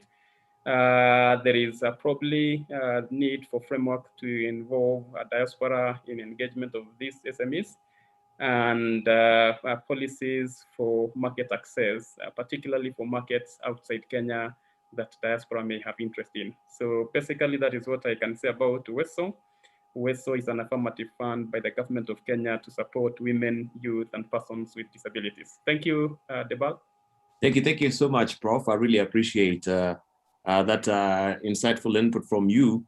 And I didn't want you to also miss out from answering some questions that are coming through. One is from Manu Chandaria, who is asking, and I think also you've elucidated that in your presentation, when will the WESO Fund, Youth Fund, and Women Fund come out to the public through media to give us the progress of the fund, how much they gave in loans, how many of them are paying interest and paid back the loans, how much is the non-receipt, he said, of the fund that is from him. And of course, you mentioned that this is non-interest paying loan. So briefly, you can just tell us more about that, your media engagement to give the public, of course, or to create awareness about this particular fund.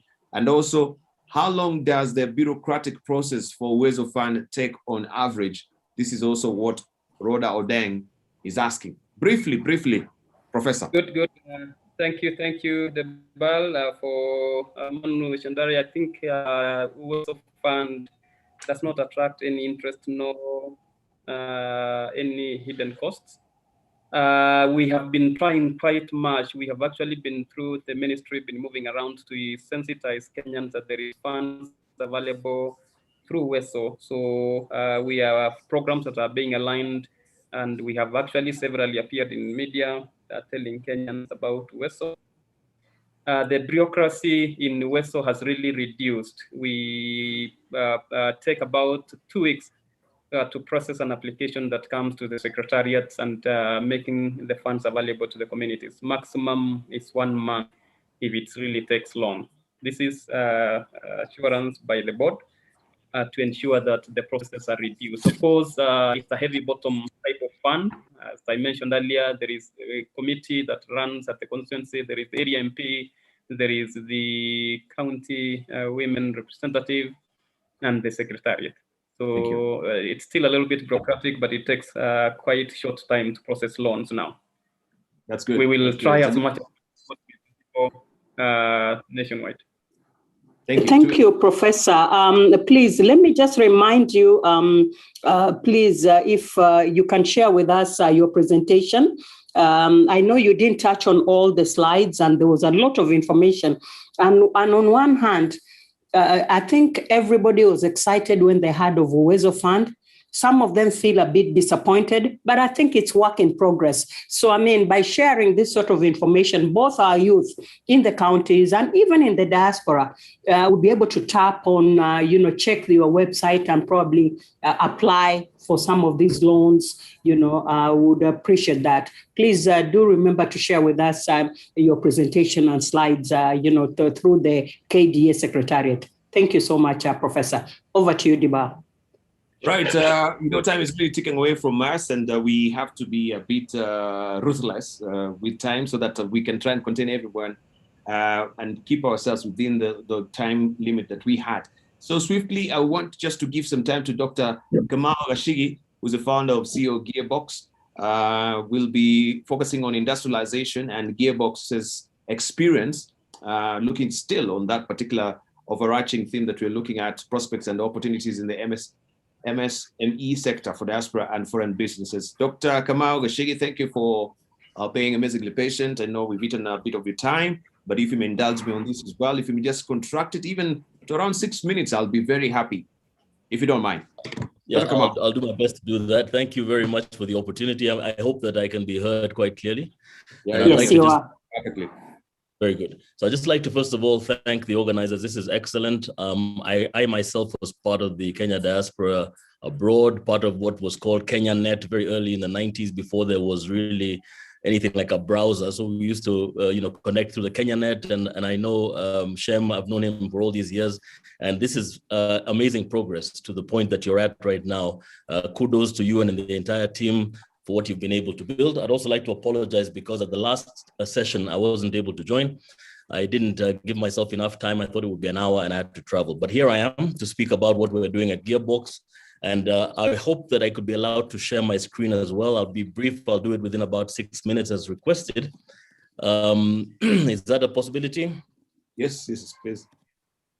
So kindly the team just give the rights to share.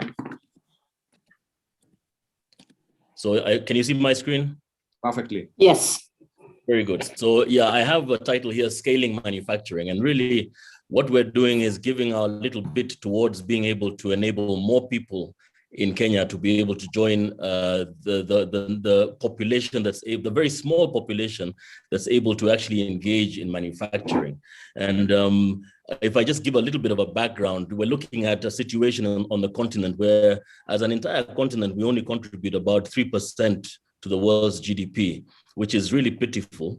Despite the fact that our population is growing really fast and we're at about 17% of the world's population right now. And clearly, I think I don't really need to belabor the point. I think we're all very much aware that we do not produce enough, not even nearly enough of what we consume. And industrialization seems to be very elusive on our continent. And what I'm speaking to here is about our little effort in amongst the myriad of efforts that are being carried out towards trying to make this possible. One of the things I'd like to mention very clearly is that our goal, I coming out of an academic background where I was teaching engineering at the University of Nairobi for many years, about 14 years, finding a great frustration at witnessing very commendable efforts and very high levels of talent amongst not just the student community, but also the faculty, being wasted, not really being adequately taken advantage of by the country. In other words, there are brains that can do a great deal, but the facilitation isn't there. And so Gearbox was set up in order to be able to give access to people who can make things, to machines, so that they can actually access these machines on a shared basis. So we have a large workshop where we put a lot of different types of machines that are both the types that might be represented by the term the second industrial revolution, knowing very well that the world is now experiencing the fourth industrial revolution. But we also have machines that are in the third and fourth industrial revolutions as well. So we're future facing, but we also are trying to be able to recognize where we are as a country in terms of our capacity. And there's two types of people that we target. One is a person who is an engineer. So they have the engineering background, they've been trained, and they understand how to design from an engineering perspective. And secondly, people who can be called makers. And a maker is somebody who isn't an engineer, hasn't been trained, but you might want to sort of describe them as people who have the gene for engineering. So and we know we have these kinds of people in plenty. For one reason or another, they haven't been able to go to university to get a degree, and we try to serve both types of people. We also talk of ourselves as being a factory of factories, and this is our aspiration. We have actually enabled a number of small units where people are able to produce things, and we also we have a byline that says building things that matter. And right now we have a network. It's not just Gearbox, but Gearbox is a non-profit. We also have a for-profit, two for-profits. One is called Machine Africa Network of Industries, and those of us who are Kenyan can recognize that if you create an acronym, it's Mashinani, African Network of Industries, being ANI. And we also have a joint venture that I'll speak about with a company from the UK called Europlacer. Our functions are to energize and to inspire and to catalyze hardware innovation in Africa, to educate people on how to do this. And these are, and to empower them to be able to do that at the same time. So if I move on quite briskly, we've been able to support about 180 companies through our contracting function and to incubate more than 30 companies in this area. We do a lot of contracting. So it may be that you have an idea that you've recognized and you're not an engineer, you want to just make it a reality. And so you can come in and contract our engineers to bring to life the idea that you have. Of course, you have to pay for that. And we also build machines. So if you look at the machine on the right, the rightmost image there is a plasma cutter built by the first head of engineering here called Simon Washira, who now has his own company out there, which is called, I forget the name right now, but it's doing very well. They make machines of the class called the computer numerical control machines, which is an automated machine. It's actually like a robot. In the middle, there's an image of a simulator. So we teach welding, for example, modern types of welding using simulators. We also have built other types of machines like automated pipe benders built by Maluki, who's the current head of engineering, machines for making water tanks, 3D printers, and so on and so forth. So moving on. We're now a part of a program that is funding us to be able to set up centers across the country, 10 specifically, and I'll be speaking a little bit more about this program. And the idea here is to be able to reach the innovators where they are. So the second class of innovator that I mentioned, the one who doesn't have an engineering background, could have a very high level of education. They could be a neurosurgeon, but never really did engineering as a degree, or they could have a very low level of education, maybe just primary school or even less. The commonality that they have is that they are not engineers. And those people we want to be able to facilitate. And that means that we're able to target the group that has been mentioned here severally within the conversations, those who are what we call Juakali in Kenya, people who represent 83% of our workforce, which has been recognized by the CS of Labor in his very good presentation. And we're able to be able to, what our target is to be able to reach them, to be able to facilitate them to access modern tools on a contractual basis to meet orders that we help them to find. And this is a project that we're doing together. We began it under what used to be called, what is called Tujiajiri, which is a program that was very active in the Kenya Commercial Bank Foundation, started by a lady called Jane Mwangi, who I've recognized is actually participating here. Hello, Jane. And a very, very forward-looking program. And we in that program had the role of, as I say, giving access to Juakali artisans, those who do fabrication of metal and mostly wood and metal, that is, and a little bit of plastics to machines. And the very important thing in all of this is to be able to get a market. And so the program Tujiajiri was selected by the MasterCard Foundation under what they call the Young Africa Works, which is a very ambitious program on the continent to create 30 million jobs across Africa. And currently they're targeting 5 million of those jobs in Kenya. And our project is targeting 1.5 million. And that is Kenya Commercial Bank Foundation, Gearbox, Machine Africa, and also Arc Skills, which does the construction, and also Miramar, which does agriculture, hydroponics specifically. And so under that program, we are building 28,000 greenhouses in order to be able to promote hydroponic farming. And this should revolutionize the way that food is actually grown and distributed in the country, because 28,000 greenhouses is a lot of greenhouses. And so the jobs that are availed are not just those in agriculture, but those also in the manufacturing of everything that's necessary to put together a greenhouse, which goes from the frame to the water delivery systems, water tanks, sensors for moisture censoring and temperature, and all those sorts of things. And so this is a program that we're very, very excited about. We also have what I call the Machine Africa SMT line, which takes a copper sheet like this. If you can see me at all, I'll stop sharing my screen so I can show. And to be able to take a copper sheet like this and take it through the different processes where we put a solder mask on it like that, and then we print the solder onto it, and then finally put the components. We have a very modern line for being able to do this, meaning that we are able to create devices from beginning to end here in Nairobi.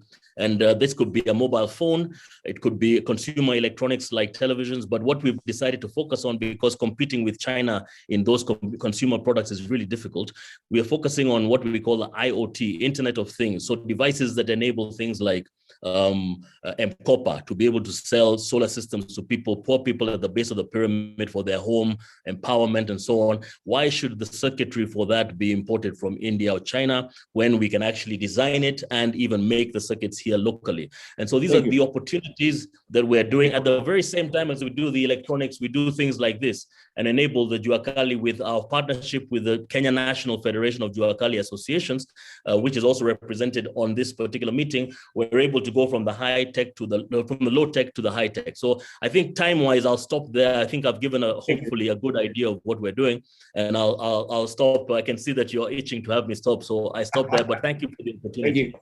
Yeah, and of course, I know this information that is coming forward is really exciting. Just to see what you've been able to showcase there, that this is the innovation that is happening right here in the country.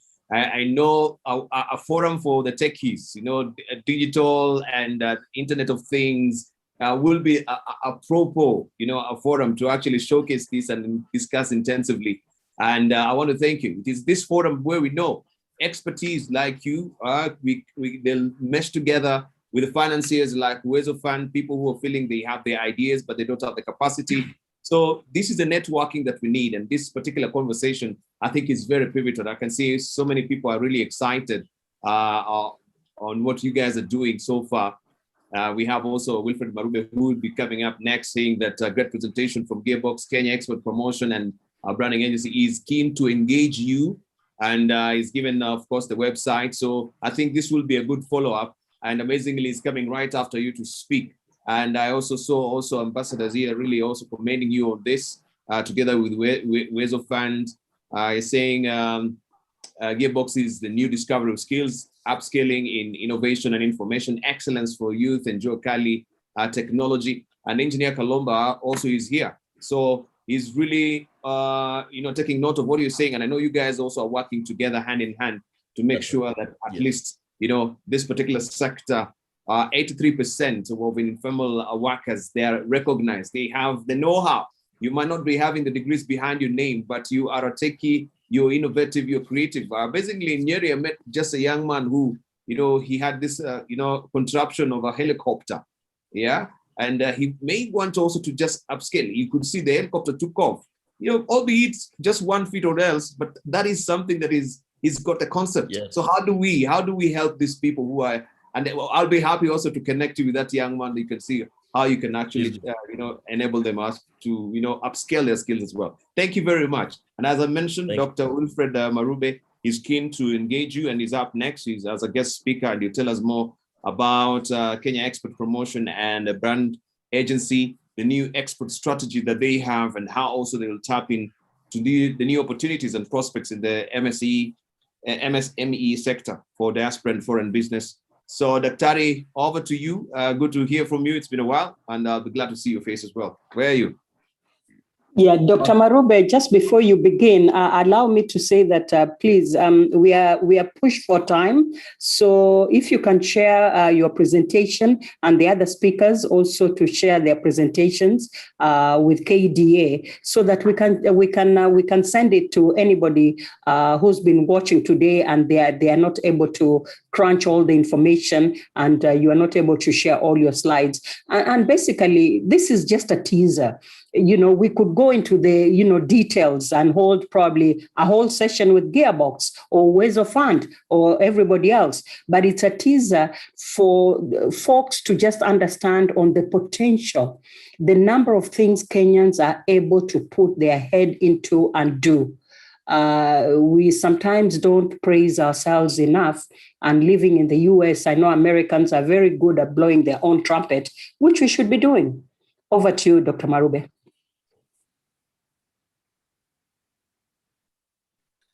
Okay, thank you, Rosemary. Thank you, Dr. Chodo, all the dignitaries in this particular discussion, and my fellow delegates. I know we are at different time zones, so I would just say that I hope you are well. I don't have any presentation to make, but I'm going to basically share with you a few thoughts, which again will be emailed to you as you had requested. But as I come to this conversation, the best question I'm asking myself is, we as the Kenya Export Promotion and Branding Agency, what value do we bring to the Kenyans in the diaspora? For us, that's the biggest question facing us as an agency, because from where we sit or from where we stand, we understand that the export sector offers quite a huge array of opportunities.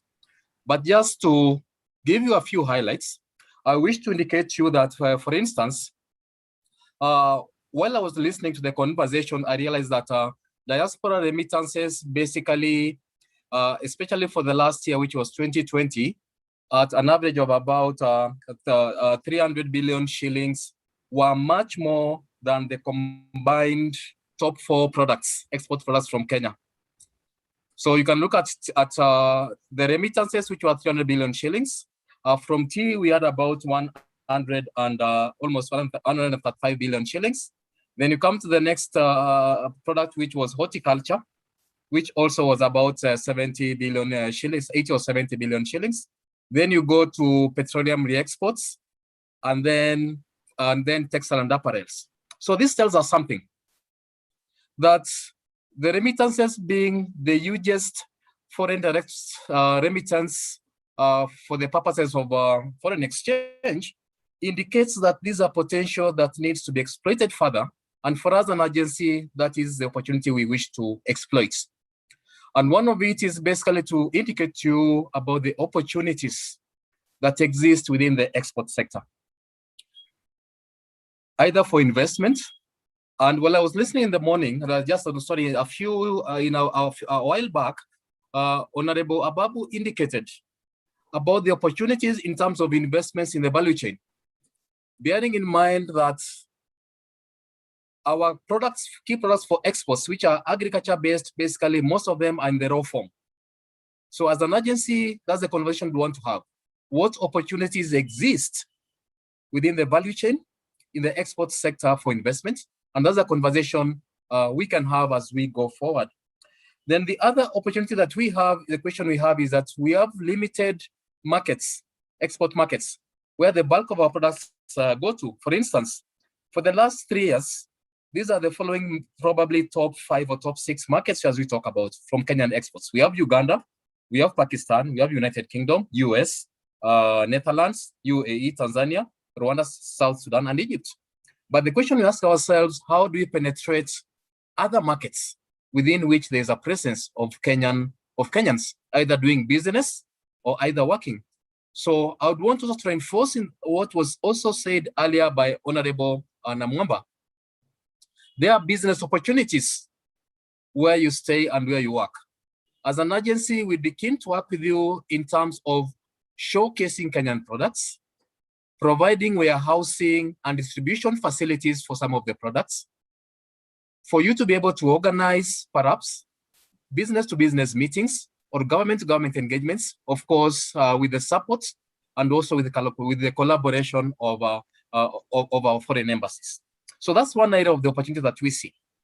But apart from that, we also understand that within the micro and small enterprises, there are opportunities for investment, either partnership opportunities, because from where you sit as Kenyans in the diaspora, just beyond you having the foreign direct investment flowing to the country, is also about you being able to be part and parcel of the logistical space or the value addition space, whereby you could probably support the micro and small enterprises from the demand side, of the export sector.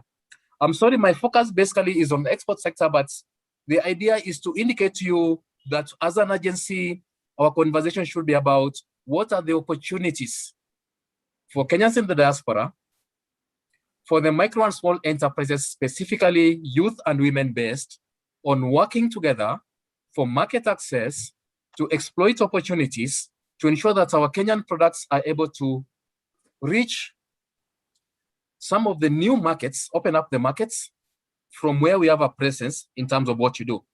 And the other thing I also wanted to indicate as an agency, we also cognizant that COVID has told us that's the power of technology. And as we speak today, just about yesterday, we floated an expression, basically a request for proposal for the development of an exporters portal, so that wherever the buyers and the sellers are, they can transact business, they can engage, and then probably can even receive payments up to that point. And that's an opportunity for even Kenyans in the diaspora to showcase and participate in. But most importantly, which would be perhaps be a conversation for another day, Chair Dr. Chwodo, is that Kenya's participation to the Dubai Expo 2020, which is beginning on the 1st of October this year, which is going to run for 6 months. And the idea is to showcase the opportunities that exist in Kenya, be they in manufacturing, be they in the service sector, as clearly articulated by the CES Honorable Chelugai, so that at the end of the day, this is a conversation which we want to have with Kenyans in the diaspora and ask you, how do you want to meaningfully participate in this global conversation that's going to have about 192 countries participating, with about 25 million visitors expected in Dubai between the 1st of October to 31st March next year, whereby the Kenya Export Promotion Branding Agency is actually the lead coordinator for Kenya's participation in this global forum. So these are the opportunities that we'd want to discuss with you. And most importantly, ask ourselves, for us who are empowered within the diaspora and as government agencies, how do we work together in putting money into the pockets of the ordinary Kenyans and transforming their lives, and by so doing also bring about what we may call socio-economic development. I may not want to get so much into details so that to allow the other speakers to engage, but for us as an agency, we look forward actually to hosting you probably in a conversation so that we able to engage more, because we see you as our foremost marketers for what is Kenya, and we want to work with you towards that end. Thank you very much.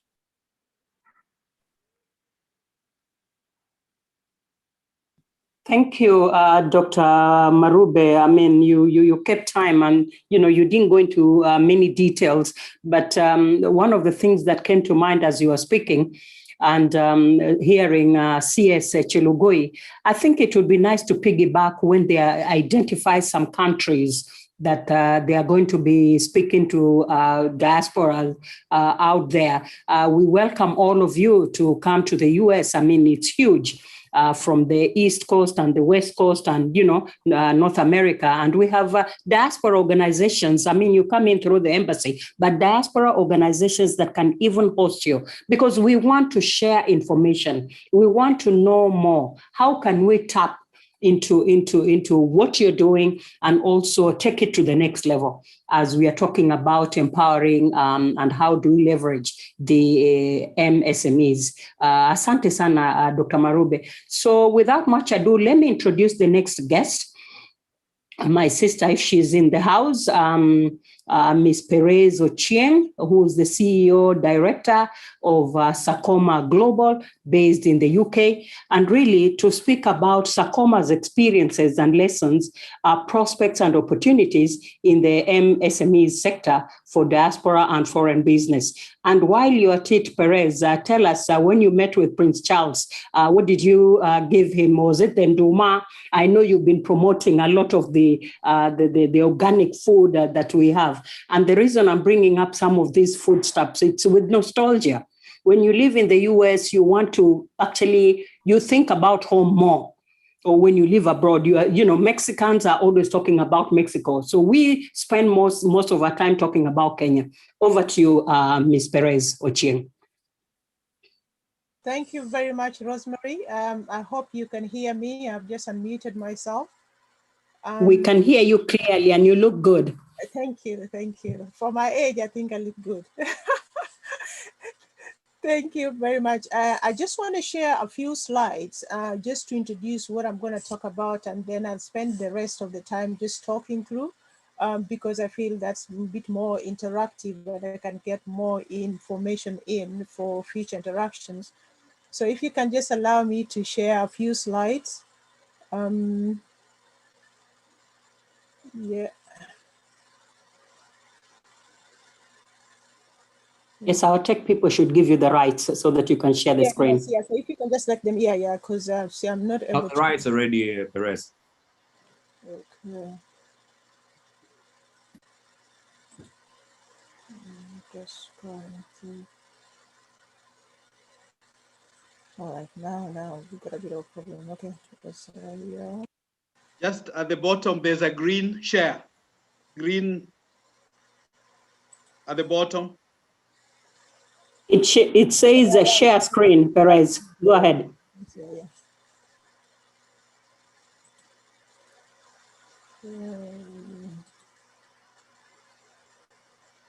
Yeah, are we there together?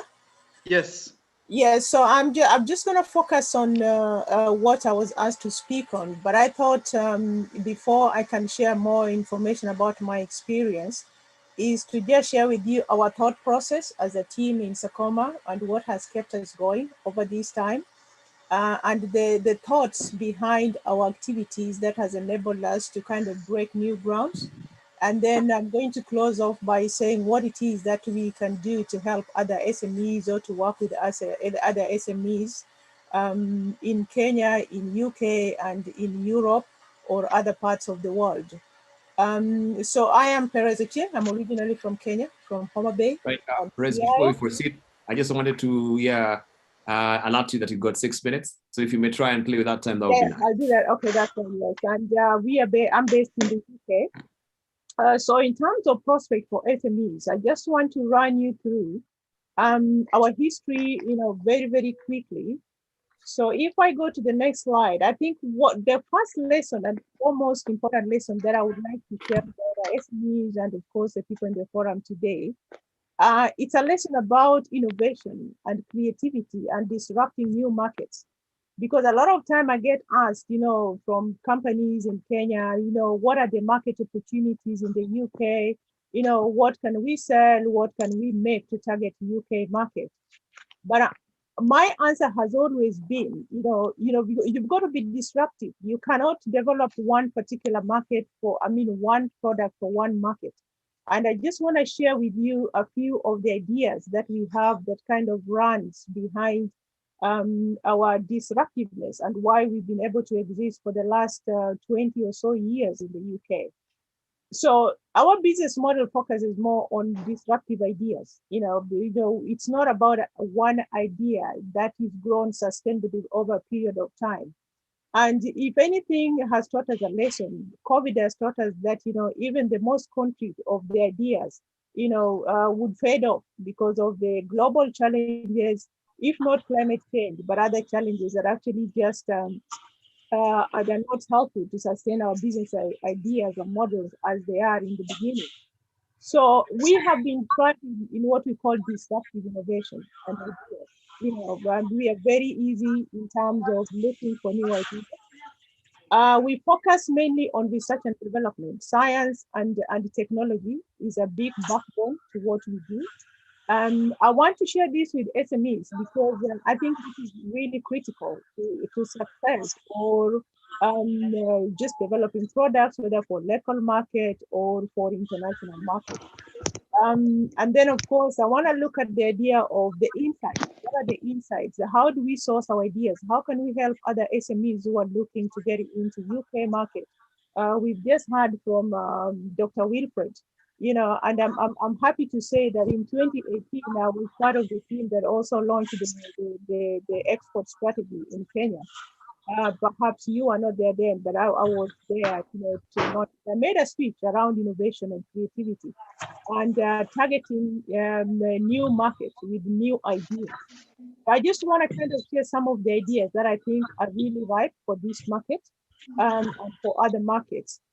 But I want to also kind of give a brief route into the market. So first and foremost, a lot of businesses or SMEs think of getting into the market by themselves. What I found very successful is the idea of collaboration and partnerships. You don't have to have your product with your name and your brand in order for you to access the UK market or European market. At what point do you access issues like co-creation of products and collaborations? These sort of ideas, really help in getting into new markets. Talking about disruptive manufacturing, brick and mortar are good and traditional ways of building factories and developing products and developing a team of technical people. But really, disruptive manufacturing is going to be the in thing when you talk about Industry 4.0. How, to what extent are we building these models with products that are going through disruptive manufacturing? We manufacture 10 metric tons of sweet potato pancakes. We don't own a factory that manufactures sweet potato pancakes. So it's through disruptive manufacturing, continuous research and development. We are constantly at the research table. I would say 80% of our time is spent on research and innovations, but we are more at an advantage point, I would say, because we are based in the UK and some of these resources are really available.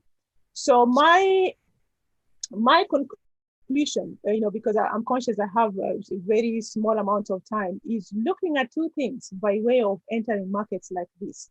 And it's in this slide is, first of all, what are the game-changing ideas that SMEs have? People say, oh, give me your business plan and I'll copy it. And I say, you can't copy my business plan because it's in our head, It's constantly evolving, with the changing markets. We talk about climate change. What are the issues that are really changing the climate and how is the world or globe really changing to fit into some of these changes that we have no control about? So it's the same thing that you've got to have game-changing ideas. When you're coming into markets like this, a lot of people have said the tea and fresh fruits and vegetables have been very successful for export for Kenyan exporters into UK and Europe, and we can give figures around this. But when you talk about these are almost dying markets. When we talk about tea, we talk about coffee. But what are the emerging opportunities that keep us maintained in these export markets? and how are we researching these ideas? How are we driving our people to think about this? And I want to tell you something very interesting, to keep this in your bag for thought for the day, is through our creative game-changing ideas and thoughts. We are currently looking at things like gut health. And these are kind of new sectors that are developing. So when you are looking at coming into Europe and the UK, your biggest challenge is actually come into this market and understand it and define it. What is the consumer looking for? What are the trends that are changing? They constantly don't want to drink tea, black tea, or say, for example, specialty tea. Maybe we want to start drinking moringa. We want to start drinking, some herbal concoctions that, that traditional don't exist. We want to eat millet. We want to drink millet porridge, and these are big market opportunities. We want to supply ingredients into this market. So when we look at this non-traditional export market, these are where the opportunities are.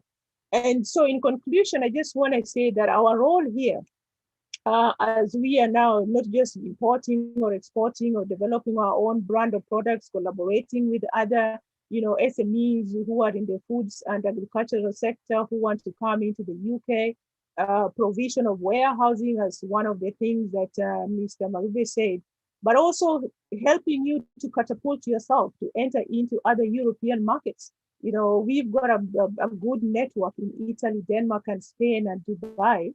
And so my list of possible areas of collaboration for other SMEs who are looking at this market is the potential collaboration, innovation, and ideas in co-creating products, pioneer research and development to radically change some of the products we are looking at.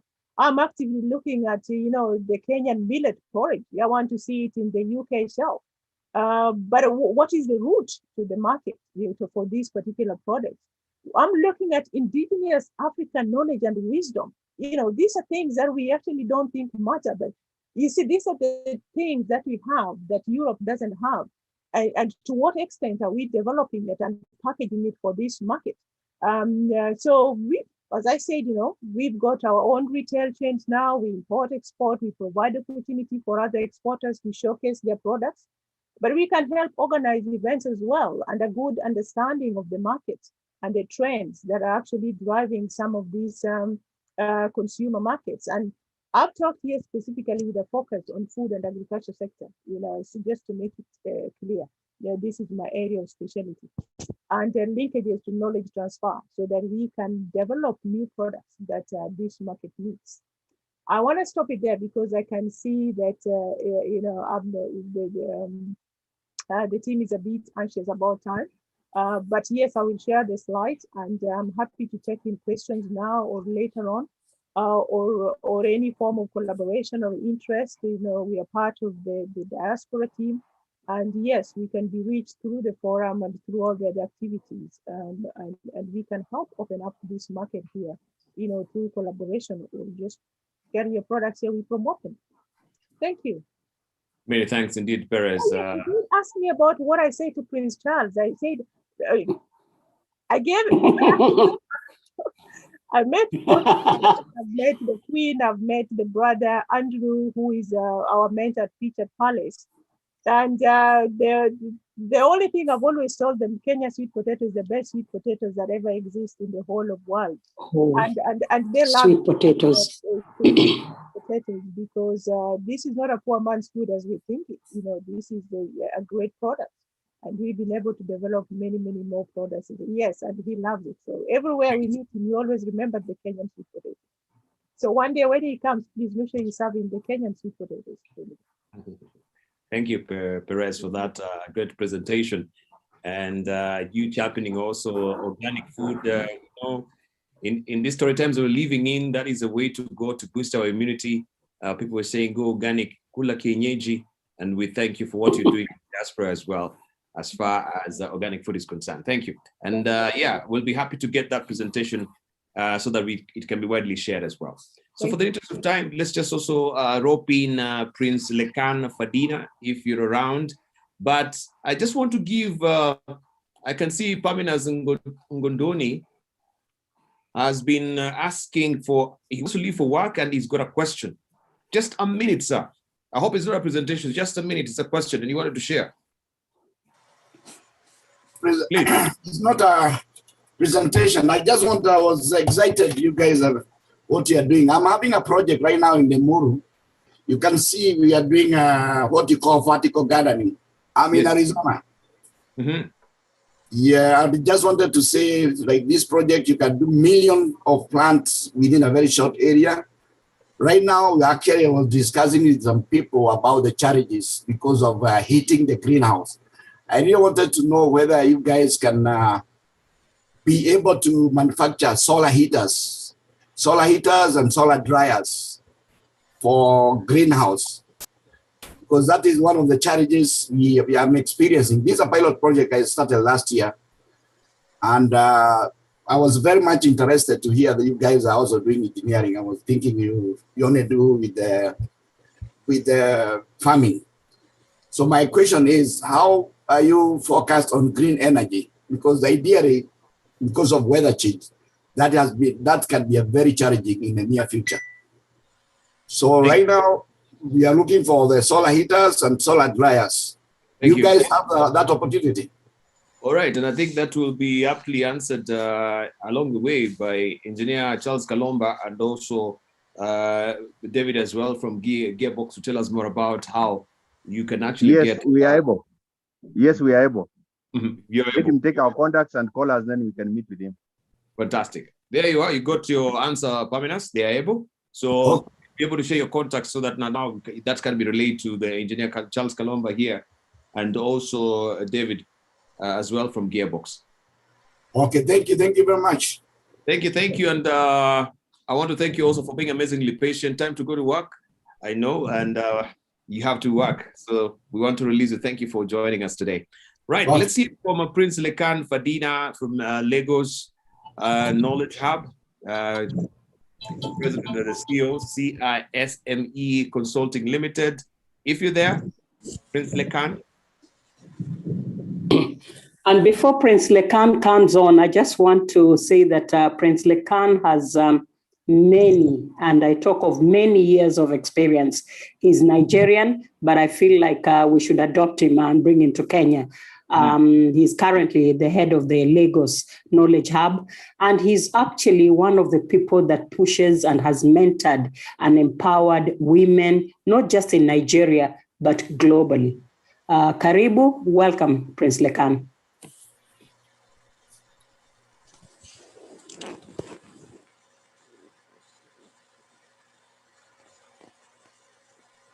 Prince, unmute, Prince Lekan, please. Unmute.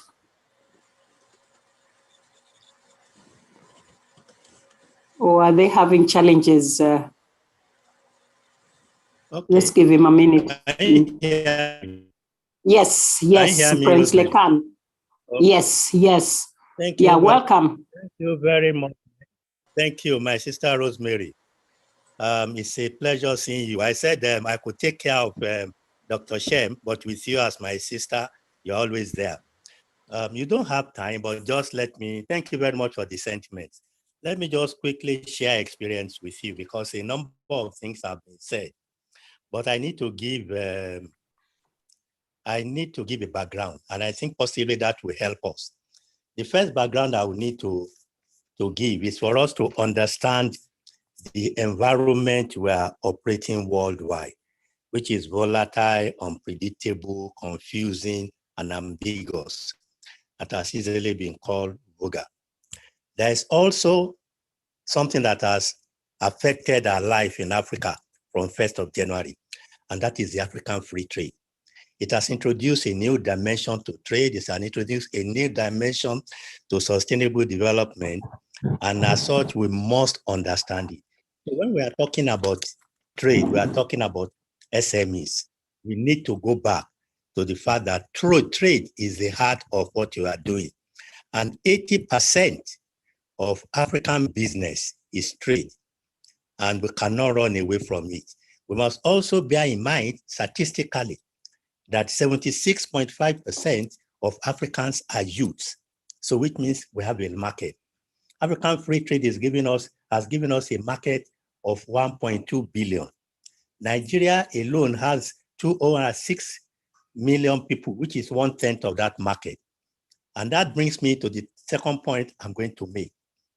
No matter what I say, and I would like to stress, I listened to the general manager or the director from the export promotion, and you can see that it talks about Africa, no Nigeria. Your market first is your home. African free traders told you that you have one market. My advice is let us all sit down together, collaborate, and see how we can look at the wider window. Look at what you do, what you have in Kenya, what do we have in Nigeria? How can we work together? At least 3 areas are clear. One area is in the area of technology and IT. The other one is in the area of creativity. The third one, which is also film and so on. The third one, in my view, is in the area of knowledge. If you can get it right, then we're okay. Having said that, let me share my experience of Nigeria with you. We have developed various youth employment schemes. We have also developed some banks in Nigeria. I have a special women program, an organization which I have are pushing directly, like Rosemary has mentioned to you, the concept of women and development. And I believe that is something that you must put at the center of whatever you do in Kenya, because 48% of the population happens to be women, not to talk about the youths. So you need to get something done. We in Nigeria, we have different policies and government assistance. Part of it, for example, we have a Bank of Industry, which is supporting small and medium enterprises. We have a Small and Medium Enterprise Development Agency, which provides business service provider. We have different support by government on COVID. We have different loan to boost local and production. We also different credit policies that will assist. For example, in the area of pharmaceutical, in the area of health, we have economic stabilization. We're also addressing the issue of African free trade. We have various policies and intervention of financial services, which our central bank and the Ministry of Finance and Ministry of Trade are working, giving stimulation. Especially you find out that today, the Nigerian banks are really penetrating into Africa. In Kenya today, you have a Nigerian bank, Access Bank. I don't know whether it's the number one, but at least it's one of the key banks in Kenya. The same thing is happening in South Africa. So what I'm trying to say basically is that we need to be stimulating investment, in stimulating trade. We must seriously address the issue of finance. Nigeria is committing over $7 billion in area of financing small scale, in ensuring that Nigeria participate effectively in the African free trade. So my advice, again, I repeat, how do we look at the various entry points? Kenya and other African countries, in my view, we have an opportunity to benefit from the Nigerian financial sector once the barrier for expansion of financial institutions and services and other clients within the continent are removed. But there is a but. You must find a way of collaborating. How do you talk? How do you get this through? It's through collaboration. That is one thing that African free trade has told us. Please, we must not allow people to come outside Africa and start using procedure, names and businesses to drive Africa. We run into problem. The other point I would also like to emphasize is that we need to leverage on technology, knowledge, innovation, and entrepreneurship. This is an important concept, and Nigeria and Kenya are the leaders in Africa in this regard. For example, the Nigerian information technology development has developed. So in fact, it is evidently clear with their own, with the new invention on AI and a lot of other things. And I believe that organizations like that of Dr. Shem and ourselves, we should start to think, how do we lead the collaboration between Nigeria and Kenya? And government must give the support. We need to work into this. The other point is that in the area of innovation, I'm aware that one of the states in Nigeria, Lagos State, for instance, has committed almost 20 billion, is it 50 billion or $50 in supporting innovators and tech firms. And if we're going to get it right, we need also to appreciate the fact that the data is a new oil and digital is a new mouth. So we have to make sure that we get things right. We must collaborate. We must connect to each other. We must assist our communities. We must put in knowledge. We must put in entrepreneurship. Digital ecosystem must be across Africa. We must look at our community, because at the end of the day, we must develop Africa of the people. That is what that's my philosophy over the years, and I think it's known. And with due respect and humility, I have the responsibility of pioneering, setting up the stock market for small, medium enterprises in the whole of Africa. And I also have with humility, at least the record of being one of those people who have driven the collection of having African capital market. And I think the point I'm trying to make is that if we don't do it, the world will leave us behind. I would like 2 points before I close. One is we must accept that the digital currency revolution is with us. All we need. Thank you, Prince Lekan. I was just about to cut you, but please wrap it up if you don't mind. Is to have regulation and framework. And we must ensure that we have a rapid technological driven change and payment system. In conclusion, I would like to state the African Free Trade has provided a platform for micro, small, medium enterprises. The market must be serviced. We must know the value lines. We must look at the opportunity in agriculture. We must look at the opportunity in our natural resources. A situation where we produced cocoa, which is raw materials, and then it's taken to Switzerland. You get cocoa at $20 here in Africa.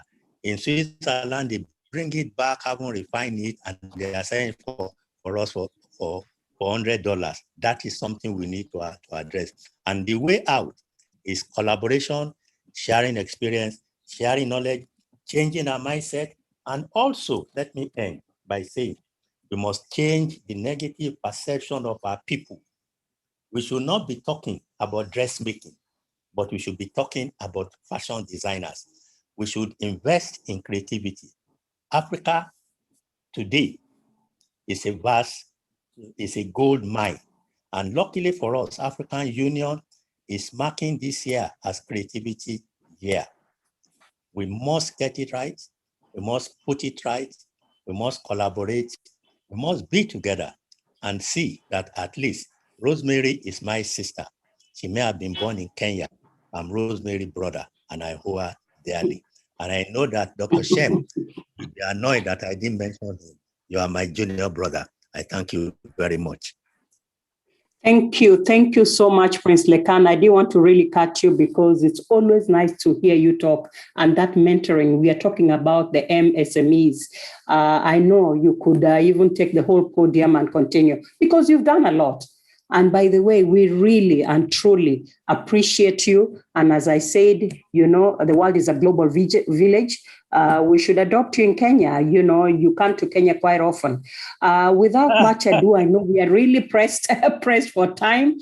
I have to introduce my sister, Caroline Gathi. Caroline Gathi is the president of OWIT, which is the Organization of Women in International Trade. Caroline, if you could please restrict yourself, be very brief, share with us the presentation that you have, but probably just the takeaway points so that we know how to get in touch with you and we can continue this conversation in the areas of international trade and OWIT experience, prospects and opportunities in the MSMEs for diaspora and foreign business. Karibu, Caroline. Thank you very much for the invitation. All protocols observed, and I will go directly into my presentation. So OWIT is Organization of Women in International Trade. We are a trade organization, and we were established in 1989 in the United States. We are in Europe, Africa, and Asia, and we actually are specializing in international trade. Our vision is to empower women to transform communities through global trade. Basically, in short, we are saying that you educate a woman, you transform the community. And that's what we do using international trade. So we divide ourselves into sectors, and the reason we do this is to be able to manage our membership. And these are our key sectors. We are in manufacturing and energy, we are in technology and innovation, agriculture, services, retail, and trade. And we have 4 key objectives, and our objectives are access to markets. One of the biggest challenges that women face is access to international markets. The KRA issues export licenses, and they currently license 2,137 exporters, out of which only less than 1% are women exporters. So we really need to support women in export business to be able to build their businesses. Our second objective is capacity building. Women do not have access to a lot of information in trade, in matters trade, and this is one of the biggest challenges that women face as they export. Access to finance. In Africa, women do not own property. And for you to access a loan from a bank or to be able to get financing, you need property, you need collateral to be able to get loans. Out of only 2% of land registered in Kenya belongs to women. And this is one of the biggest challenges. So this is another objective. The other objective is a mentorship objective, which I think has been talked about a lot. And the last objective is our internal objective, which is an internal capacity building, institution capacity building goal. So we contribute to SDGs goal number 1, 5, and 10, which is no poverty, gender equality, and reduced inequality. So those are the SDG goals that we abide to. And we have one audacious goal, which is by year 2030 to help women, our members, export 60% of their revenue from exports. Our membership is 99% women, out of which 24% are youth, women below 34 years of age. So we have about 2,350 women in business, and 400 of them are actively involved in export business. And where do they export to? The highest country of export is the United Kingdom at 19%. And then 19% of our members are not exporting, they're just trading in Kenya. And the next market is the United States, about 17%, and 10% to Uganda, 10% to Tanzania. You'll be surprised that we are not trading in Africa. There are very few members trading in Africa, and I think that the speaker before me spoke about the Africa Continental Free Trade Area, which is one of our main focus of trading within Africa. We as African OIT chapter countries have decided to form a coalition called OIT Africa, and we are creating linkages for women within Africa to trade with each other. One of the things we say is that women trade with people they trust. So first of all, the creation of trust when women trade is very critical. This is our data in OIT, and we are trying to see how we can trade with each other in Africa and create markets within Africa. So what are the opportunities? And I'm going very fast because I've been told there's no time and I've hidden so many of my slides. So what are the opportunities for the diaspora? We have 3 prepositions. The first one is credible partnership. Once you work and partner with OIT, you will get credible partnership. We vet all our businesses before you become a member, access to international markets, and I'll speak to this, and then access to investment opportunities. So which are the partnerships we have? This is, we have something we call an OIT woman. For you to join the chapter, we have some key things we look out for. And in international trade, we say that our members are established exporters, 20% established exporters, people who are exporting their services or goods. So they're already established and they understand the export business. Emerging exporters, people who would like to export, or they're exporting maybe to one country, they're exporting one item, so they're growing their export business. And you can see this is a majority of our membership. And this is the reason why people join OIT. And then we have emerging businesses, people who are actually small businesses and they're not able to export. So the credibility that we provide as OIT to the diaspora community is that our members are compliant to Kenyan laws. So they are tax compliant, they have audited reports, they have proper businesses and running proper businesses. They have 5 years experience within their businesses. And so they are credible businesses to invest in. And then one of the key things is that 50% of ownership is by women, because we promote women economic empowerment. We say when a woman has money in her pocket, all the decisions she makes are subsidiary, where she gets married to, where her children go to school, all those decisions are subsidiary. So important that we support women to be able to trade. And then they have audited reports, they're tax compliant, and they have been vetted by OIT International. So when you invest women businesses, this is what we provide.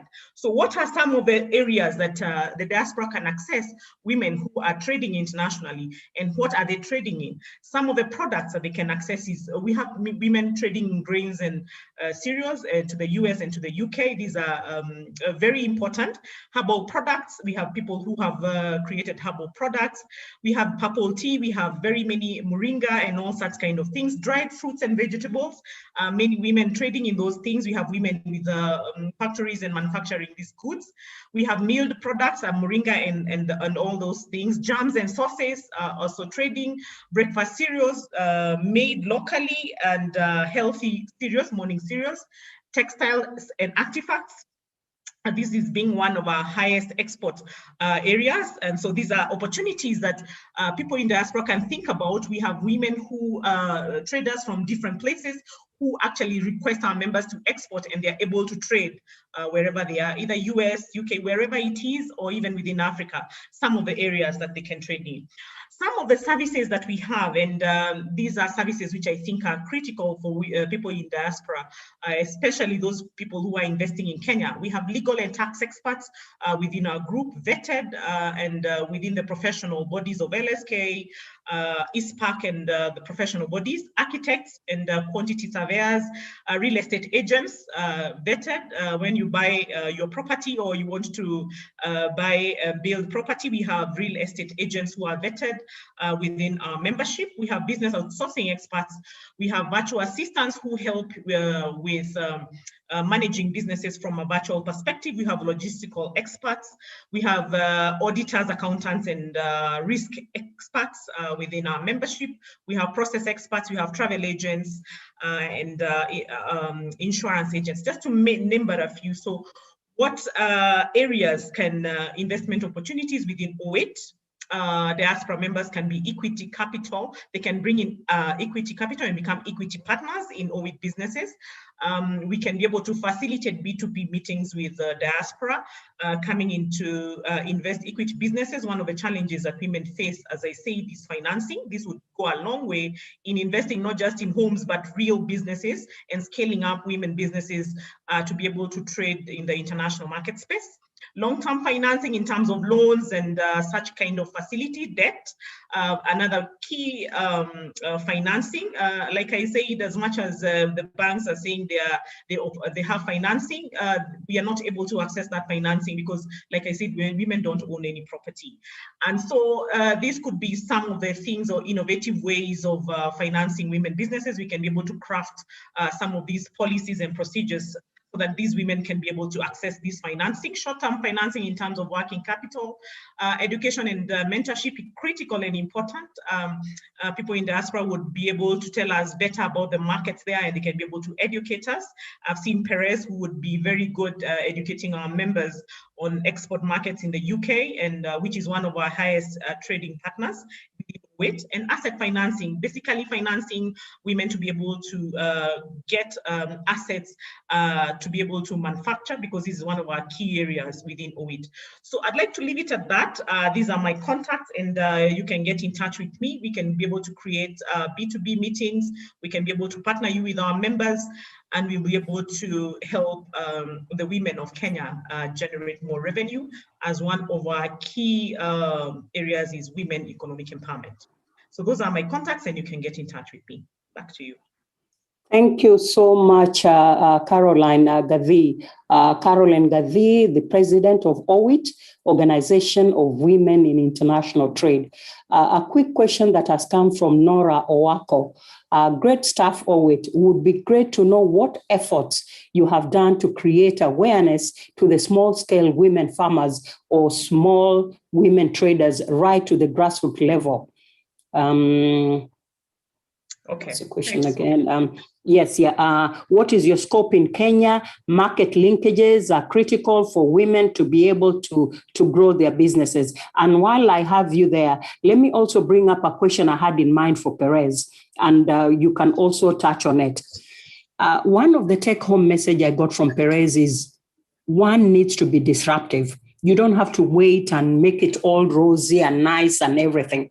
And the question I have in mind, I'm from Budalangi, Busia, and a lot of the crops that we grow are cassava. I once did a paper for the UNDP where cassava is a foreign exchange earner for Thailand.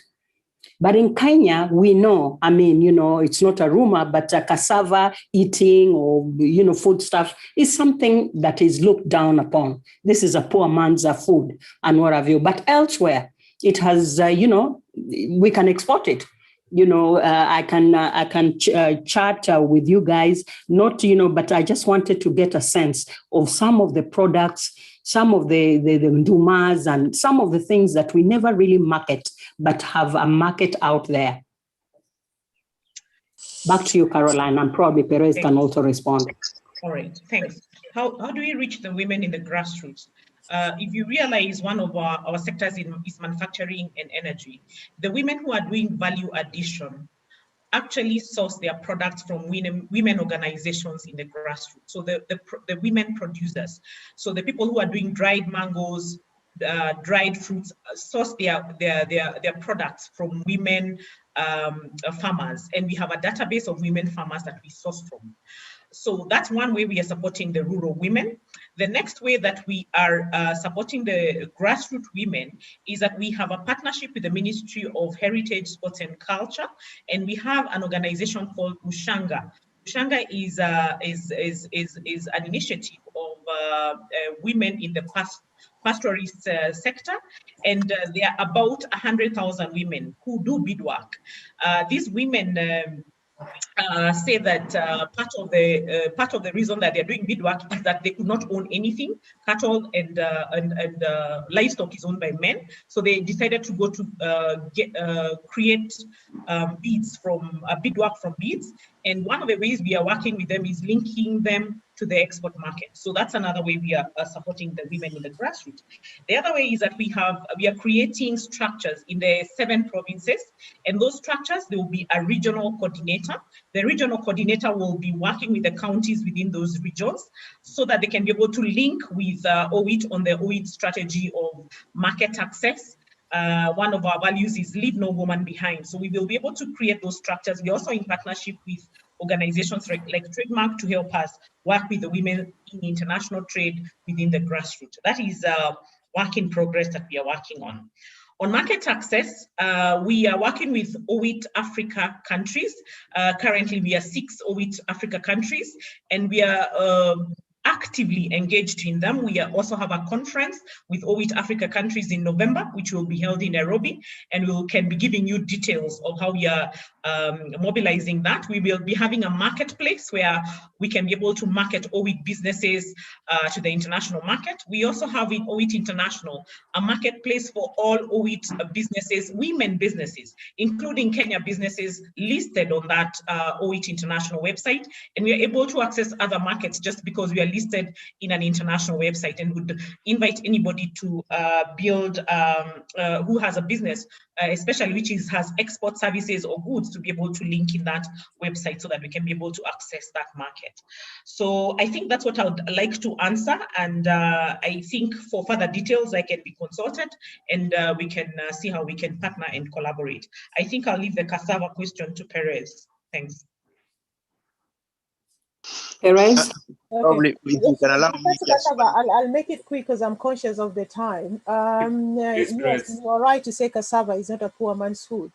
If you were to come to our health shop today, cassava is one of the gluten-free ingredients that we sell for baking and for other healthy food products. So cassava is in big demand globally. It is estimated that cassava and millet are going to be in as much demand as wheat flour when it comes to ingredients. So my answer to your question is the technology you use for processing that cassava flour to make it suitable for export is the issue. It's not that the cassava, there's no demand for it. We import a lot of cassava from India. Matter of fact, even next door neighbor, Rwanda, we have cassava, Rwanda cassava flour in our shop. We have Rwanda cassava leaves frozen in our shop. So it's just a question of what technology is available locally, what we're investing in terms of what products we can make, whether we are making them as ingredients for consumption with factories to process other foods, or whether you're making them as a final product in itself. And I think this is one of the challenges that most of the Kenyan small businesses face. We tend to develop products that are targeted for consumer market, and there's a big space for products that are targeting industry, manufacturing, supplying ingredients. And this is where the big market is, because then it can be used as a raw material for producing so many other products. So cassava is a big demand. Sweet potato flour is crazy demand.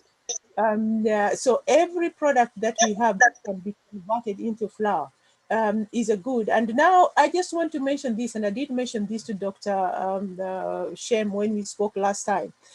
Following the COVID pandemic, globally, UK, Europe, and other parts of the world are looking at more natural and healthy eating. People are moving away from highly processed foods to going back to basics of natural eating. And I say to my brothers and sisters, this is our biggest market opportunity to enter and carve ourselves a share of the market globally, because we can produce most of these natural ingredients without over-processing them, without preserving them, using heavy preservatives. And this is where we need the niche market. All we need to do is to produce quality products certified So, but we can take this conversation out of here, Rosemary, when you have time, and other people who would be interested in this, we can take off this to discuss it further. Yeah? Certainly. Thank you. Thank you very much. Go ahead, Dibal. Yeah, and also Santosha is saying we are working on smart food development. We are open to collaborate to change the game of women in business through our technical strength and innovation. You might want also to share ideas and contacts there as well. Because of interest of time, I want to invite Gracie Jibril, the Managing Director, LVG, from Washington, DC, USA. He will tell us about how we can leverage USA-based diasporas. We can also hack back into history and try and compare the history beat and the contemporary current state of play in the world. So I want to thank you, Gracie, for being amazingly patient. Yeah, Gracie is a lady. Okay. No, it's perfectly okay. Hi, Auntie Rosemary. How are you? Nice to see Good. you. Guys, I'm going to be short because we covered a lot in the meeting. So I really want to present some resources specifically for the youth and unique opportunities where we diasporans can actually get opportunities to infuse cash, infuse ideas, and do additional partnerships. I've been talking to some of us on the chat, so we're all going to connect at some point. So what I'd like to do is please get permission to share, because I want to make sure I throw these things. They're very critical, low-hanging fruits that I think we can jump on. Thank you for having me, everyone. Can I share? Please do. Go ahead. Yeah. Yeah. So go ahead, Gracie. Sure. Thank you. First thing I want to go into is I really encourage everyone to log into the Small Business Administration's Paycheck Protection Program. This is one of the $280 billion that the Biden administration has allocated for small businesses. What are small businesses? We typically think of tax ID numbered businesses that are official. This particular $280 billion is allocated to those who are gig workers. When you sit at home after work at your desk and you do a few business pieces here and there, you use your electricity, you use your own internet, you use your own, essentially you're just cutting and pasting along. This program is specifically for you. And I just want to point everybody's attention, to the fact that the SBA has this out there. The example I want to give you is I have a colleague in Virginia who works for Bank of America. They sent flyers out to the community. Only 3 Africans applied for this program. It expires May 31st. There's a big problem with the African and African-American community linking into this. If you look on YouTube about the paycheck protection with PPP and it's the opportunities available right now, you find that it's mostly Eurocentric organizations that are pushing it. I don't see any organizations out there talking about this to us. So in order to access the funding, what I'm getting is the folks who have applied so far, who through LVG Consulting, we have made aware, have done this advocacy about, we're finding that most folks are eligible for at least $20,000, 100% forgivable, tax-free funding. You will have to essentially spend 60% on payroll if you're sole proprietor or the person yourself. That is essentially you. You have to make sure you apply for the forgiveness. So essentially, this is where the information is. It's on the SBA website. You want to look up on Google, SBA Paycheck Protection or SBA PPP. The other one I want to show you guys in terms of SMEs, bear with me, please, guys. Just 1 second. I'm sorry, a little bit of time. I don't want to, bear with me. Sorry about that. I can't find it, but there's a few other websites that I'll throw links into. One of the things that I'm thinking in terms of this opportunity, I don't think the Biden administration or any government administration is going to offer such loose opportunities for us young people, some of us who are older, those of us who are working from home and trying their best to manage in the diaspora, to access funding that's up to at least $20,000 to $40,000. So I really encourage everyone to go on the small business website, look on Google, PPP, SBA, PPP, and the website will come up. Do not look at the ads because there are a lot of organizations that are contracted by the government to provide sort of a brokerage process, and they're taking too long and there are some hiccups there. So I would just go to the SBA website. If not, please contact me at the website that I posted on the chat, and we can discuss this a little bit further. The other piece is also, there are a lot of organizations within the United States. If I could just minimize a little bit and open this up. Okay, got it. So one of the things that we have here, if I could share one more time and I'll wrap it up, is I can't find it. It's not showing up. Sorry, guys. I look like I'm not, nope, not happening. Sorry, I'm having some trouble. There are organizations that support SMEs in the United States, and I'll throw that link in there. We really need to ensure that we're not only linking together as organizations, as young people in the US, but we also want to ensure that we focus on what a lot of you have talked about. In the Washington, D.C. area, especially considering the fact that Kenya has a lot of transport of goods into the United States within a 24-hour period, in the Washington, D.C. area, some of the foods you guys have mentioned are huge in the DC area, in the Philly area, New Jersey and New York. There are a lot of opportunities to provide fresh foods to restaurants from farm to plate scenarios, you know?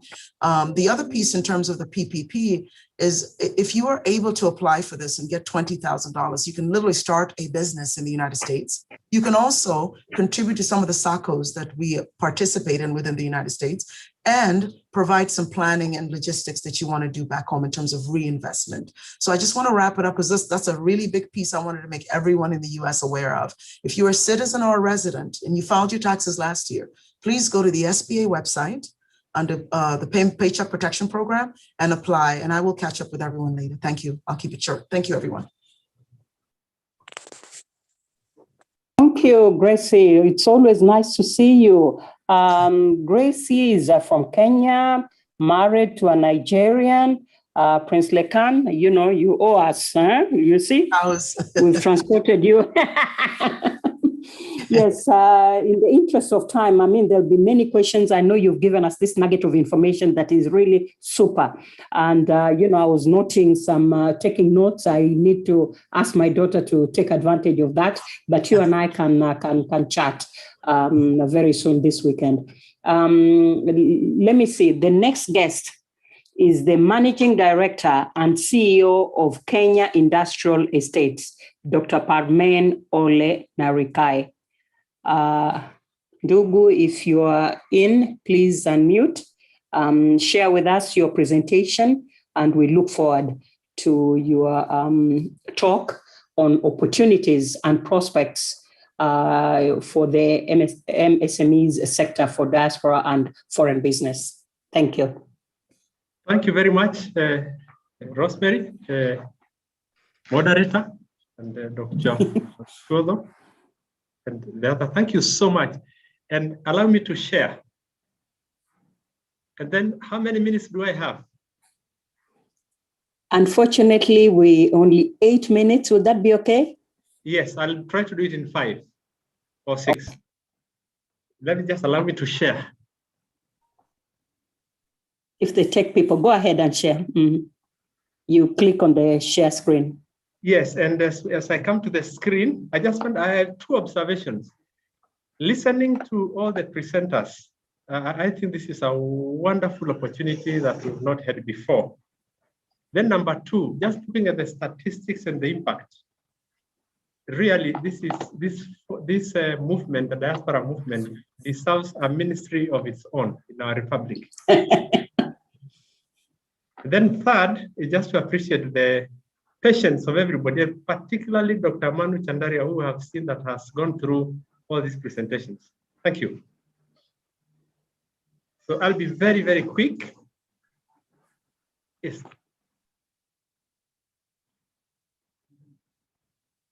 Yes, Kenya Industrial Estates, I hope you can be able to see what I'm sharing. Rosemary, I hope you can see what I'm sharing. It hasn't come through. Your tech person, yeah. Go ahead. Yeah. No, it's not coming through. 1 second. But I can start actually as we connect here. No, go ahead. Uendelea ikiwa jamaa anasaidia. Okay, sawa, asante. But Kenya Industrial Estates is here to support the micro, small, and medium enterprises.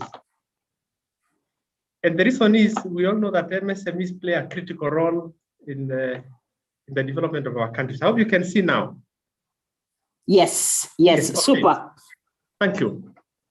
So I just talked to it and move on. As I said, SMEs play a critical role in terms of job creation, wealth creation, and they have challenges, whether it is access to affordable finance, workspace, products for markets and technology, linkages to technologies, management skills. So to alleviate some of these challenges, organizations like KIA come in to support MSMEs. Kenya Industrial Estates is a state corporation, 100% owned by the government of Kenya under the Ministry of Industry, Trade and Enterprise Development. And we are there to promote industrialization, as I said, through the development of micro, small, and medium enterprises. We have a triple mandate. It is to provide industrial workspace in terms of SME parks or sheds or working spaces.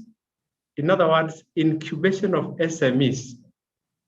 The second role is to provide affordable and accessible SME credit or funding to MSMEs.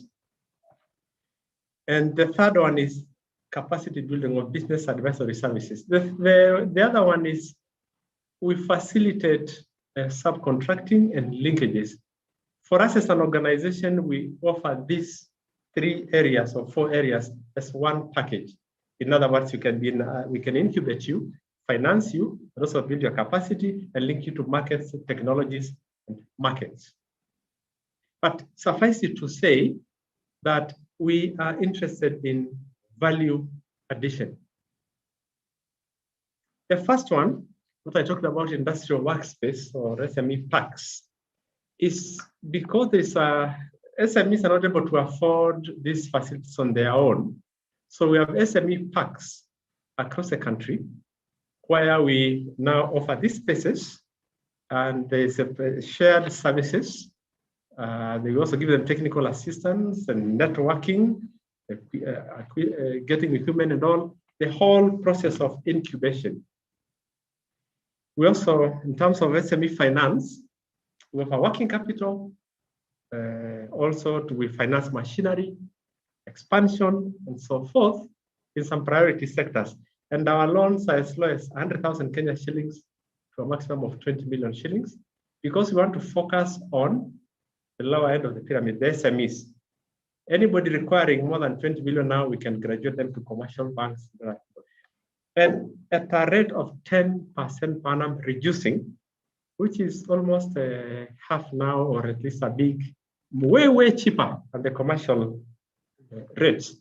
And it can range from 1 year to 8 years, depending, and with a grace period.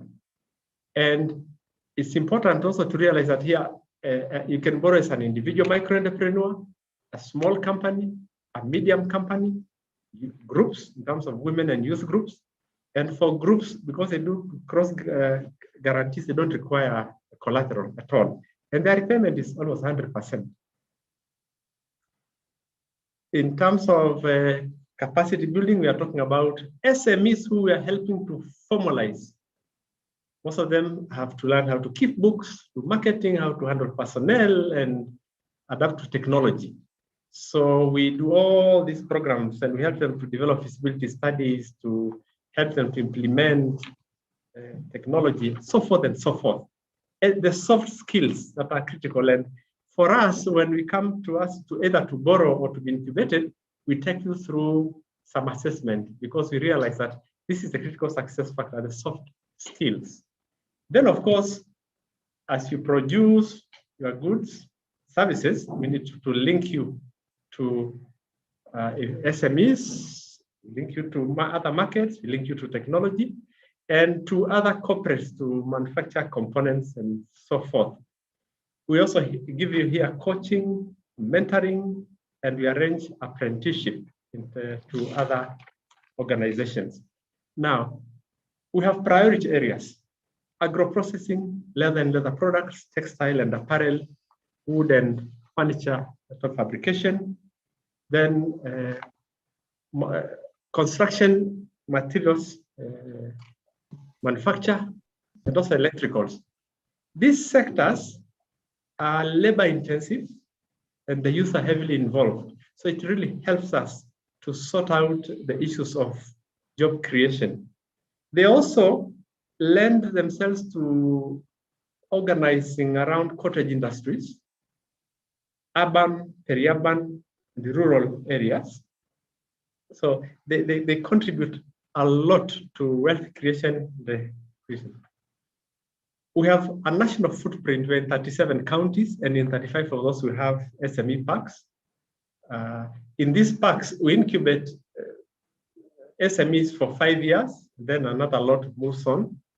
So when there are spaces available, we have footprints across Kenya, because there are development financial institutions, even in places where commercial banks cannot be, because we've got that developmental mandate. And maybe some of us in the diaspora might not remember or can remember companies like HACO, Mastermind Tobacco, Spectre. They're all incubated by KIE, and you're going back to a particular area. We will not be able, we will share this presentation if you allow us, so that we don't have to go through all of it, if that is okay, because it will be useful. But suffice it to say that for the diaspora colleagues, you can still be able to partake in these Kenya Industrial Estates programs. You can either through a company or through a partnership here, or individually in any of these sectors. And funding is from government, and we have also those skills over time. And it is so critical, because the way of creating sustainable, meaningful jobs is through industrialization, and particularly value addition, and look at the value chains from the farm to the fork, from whatever the various sectors here, particularly those that are promoting exports. So in the interest of time, so that I be sensitive to all that, we are available. We'll share this presentation, and we really welcome the participation of the diaspora in our activities. And there are a lot of opportunities in those particular sectors that I talked about. And we have industrial parks across the country. So, Madam Moderator, in the interest of time, I think I can stop there. Thank you very much. Thank you so much, Dr. Parmain. KIE is one of the big industries, big companies that reaches out to the MSMEs, and we appreciate you. There'll be a couple of questions I think that are coming in, and please, if you can bear with us, just stay around kidogo so that at least you can address some of this very quickly. And thank you in advance for sharing the presentation, because we would like to bring you back again and just focus on some of the areas that we can collaborate, and how the word, escalate, and how the word can get to our mambogas, both in formal and informal sector. Asante sana, Daktari. Well, I'm here up to the end. I'm here up to the end. Okay. Asante sana. The next guest is Ms. Jane Mwangi, who is the Managing Director and CEO of Apprentice Job Work Africa, AJW Africa. Dr. Jane Mwangi, Ms. Jane Mwangi, if you're available, please unmute. Zungumze na sisi on AJW's Africa Solution, Prospects and Opportunities as far as the MSME sector is concerned. Jane Mwangi. Thank you so much. I believe you can hear me. Let me first start by congratulating Dr. Shemu Chudo for being so consistent and steady throughout this journey of Diaspora. I think we probably started this journey maybe back in 2013, and we have seen what it is that you can do with the persistence. And I have a presentation to share. I know the time is very little, and I will confine myself to the 6 minutes, if you allow me, therefore, to share. Rosemary, shall I go ahead and share? No, it's Sawa. Go ahead. I think you have the rights on the share screen. Go ahead. Okay, great. Endelea kuzungumza tu as we wait. As a sharing, yeah. All right. Essentially, we are really talking about the opportunities, and for us as AJW Africa, first and foremost, having done Tujiajiri, I think Dr. Kamau Gashege of Gearbox did allude to the work we did as a KCB Foundation. I just left KCB Foundation as the managing director of the foundation, and where we created Tujiajiri. And now we are looking at Apprentice Job Work Africa. And Apprentice Job Work Africa really speaks about the journey, the path of change, especially for the young people. Our big grand vision is to create jobs for the youth of Africa, but we do recognize that we can't create jobs without MSMEs. It's MSMEs that will create opportunities for the youth. And therefore, we off-take young people from the Tibets, and we take them through a path of apprenticeship. Really saying that, from all the lessons we learned from Tujiajiri, the 5 years that I did it at KCBF, is that young people will not be ready to take on jobs or even to take on entrepreneurship, immediately after college, but you want to take them through a path of apprenticeship. And we differentiate apprenticeship from internship. So apprenticeship is where we make sure that they are given an opportunity to serve for a period of 6 months. And that is so much of a non-job training. Then after that, the ones who are successful, you give them a job as employees. Once again, they serve as employees so that they can acquire the disciplines, especially of a workplace. And finally, you split them. Some can go the path of employment, others will go the path of entrepreneurship. Those who go through the path of entrepreneurship join the pool of MSMEs. And the pool of MSMEs itself need, the capacity building, the business development support services, and even growth. But as we looked at that, we also realized that we can also have the university graduates, both undergraduate and even graduate, master's program, be the ones to serve the MSMEs for purposes of growth, purposes of providing them with the business development support, because as the MSMEs grow, then they all create an opportunity for the young people. And therefore, then we start looking at then what are the challenges or the opportunities that diaspora really does have. We are saying that MSME space is great, but MSME space is subdued by chaos. And in Africa, we have thrived with chaos. Sometimes we say that there is order in chaos, but if we have created about 14 million opportunities through the MSMEs with the chaos, imagine with me if we organize the chaos.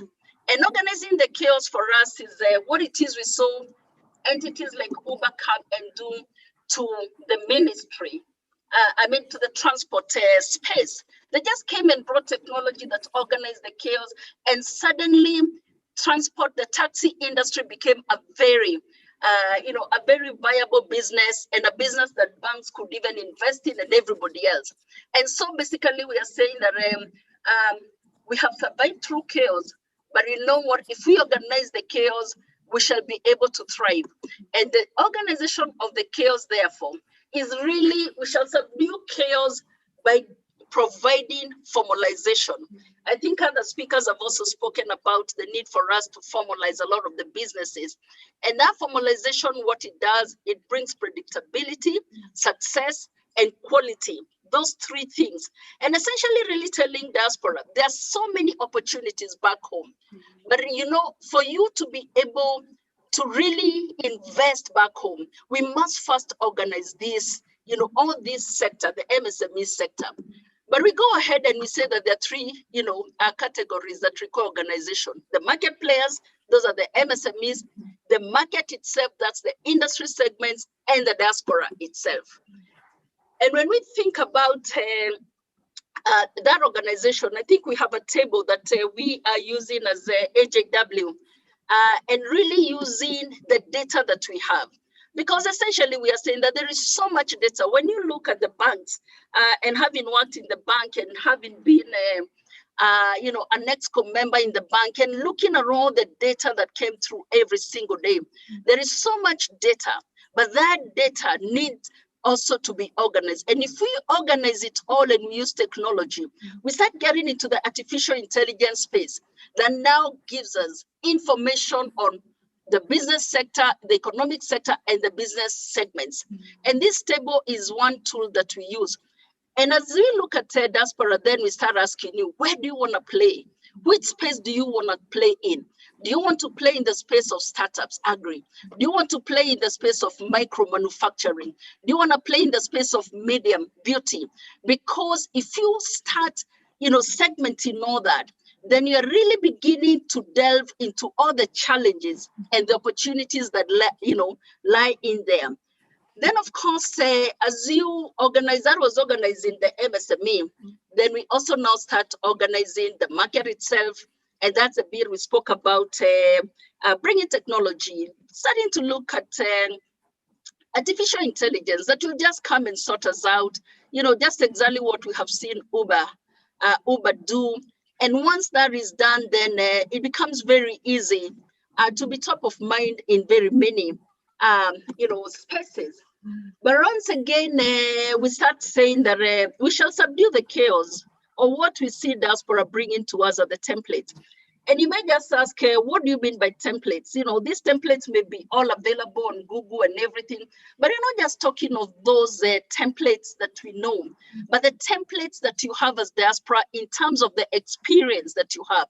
I mean, before KCB, I worked for USAID for 30 years and traveled all over, spent a lot of time in DC. And in all those spaces, you see how predictable life is because you have so many templates that guide you. And when you look, therefore, at what would you bring back home, it's that order, because that order is what allows you to thrive. But that order is forms of templates. So diaspora can come back in many ways, not just in terms of giving the capital, but also beginning to bring your experience back home. And experience back home, this is where we are saying, some of the opportunities that you do have, or some of the things that you're doing out there are great opportunities if you bring them back home, and you too could be the owners of those businesses themselves. You know, you are experts in daycares, you are experts in home care, you know, in terms of health. And those are all things we struggle with. You're such experts in franchises because you live in a world where everything has been franchised. Many things have been franchised. And if we are going to organize the MSME space, then we must start thinking of franchising, because franchising, which essentially are, once again, templates, you know, once again, you're really talking of formalization. Once again, is where we are saying that that is what will allow us to scale and to replicate. But what will happen when we do that is that then you start creating opportunities for yourselves as diaspora to not only become owners, but to give yourself an exit strategy. And it's where you really organize yourselves and you have people who have already returned and people who are already still out there. And the returnees are already beginning to implement what you've been doing back home. But then again, it's where you're saying, it's in an organized way, it's in a brand, you're bringing a brand and you're observing the same rigor that you observed, you know, back, you know, at home. I mean, I think of myself when I worked for US government. You had all, you know, we had all the diligence and the rigor, and it's bringing that rigor back home and saying the good practices we learned that made all those Western countries what they are today. Supposing we brought them back home with the whole strategy of owning those businesses and running them with the same discipline and beginning to impact on the people on the ground. Basically, is what it is we really call, you know, there's a brain drain, but the reverse of it. We took you out there, you have gained all that experience, come back home and let us now implement some of those things that basically you have learned. And I think my last slide actually is therefore saying that while at it we shall use technology, and while at it we shall make sure that the good practices are practiced. But for us as the AJW Apprentice Job Work Africa is saying that if we then invest in the MSMEs, we shall create opportunities for our young people. We look to do 10,000 of them every single year, you know, off taking them from TVETs and off taking them from the universities. And looking forward to partnering with you and looking to see how we can work together. Thank you. Apprentice Job Work Africa. Thank you so much. Go ahead, Deba. Jen Mwangi, thank you so much for your presentation and imploring diasporans all to come back home, yeah, with the expertise and yeah, the knowledge they've acquired, so that yes, we may benefit also here, Tom. Yeah, good presentation. So I want to invite over Benson Muthendi, who is the acting CEO of a youth fund. Basically, also because we are focusing on women and youth. We want to hear what does Youth Fund also have to offer the youth that will be exceedingly beneficial in also trying to mainstream, you know, some of their innovation, some of their talents as well. And Benson Muthendi, thank you for being amazingly patient as well. I know we are really way off time, and I'll be glad as well that if you could also keep within your confines, or even make it even a little bit, you know, shorter. That would be so nice for all of us. So we want to thank you so much, first of all, for being amazingly patient all through following the conversation. And here you are, you have your time right away. Thank you very much, Debal. Now that I've waited this long, I will only speak for 1 hour. Thank you. I will make a very short presentation on the Youth Enterprise Development Fund. Then I probably could share my presentation with the organizers so that they could share with the audience. Now, the Youth Enterprise Development Fund is a state corporation that provides financial support and business development services to youth-owned enterprises. And when you talk about youth, as per Article 55 of the Constitution, youth are Kenyans who are aged above 18 years, but have not yet achieved the age of 35. So in general, we say it is 18 to 35. And we support young people who are either in startup or who also want to expand their enterprises. The fund is a flagship project of Vision 2030 under the social pillar. And we provide financing in the form of loans to individuals, registered companies, groups, partnerships, or youth-owned enterprises in all legally accepted entities. And for groups, we mainly focus on young people who are at the rudimentary stage, who want to start, who want to learn from one another. And we start with them with 100,000 shillings and graduate them over up to 1 million Kenya shillings. For youth who are in business expansion and those who are in companies, we give them from 100,000 shillings up to 5 million shillings, depending, of course, on your scale and your ability to pay.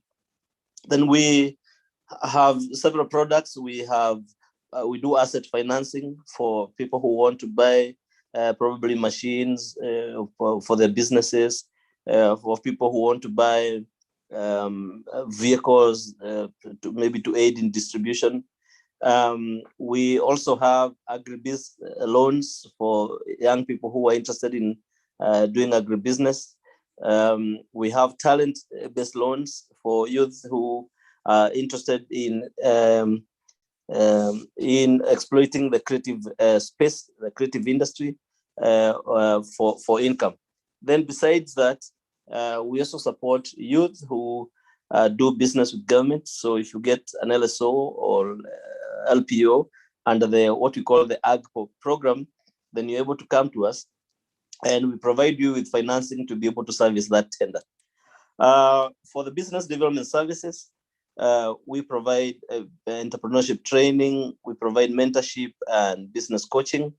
We also support youth to market their products locally and abroad. We support youth to form linkages with large enterprises. We also have another component which we call jobs abroad or youth employment scheme abroad, where we support youth who have obtained jobs abroad by facilitating them through training, so that you do pre-departure training.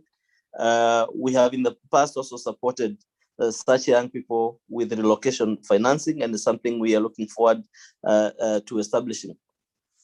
To date, we have been able to, in the 14 years that the fund has been in existence, we've been able to disburse about 13.5 billion Kenya shillings to youth across the country, touching close to 2 million young Kenyans who are doing business across.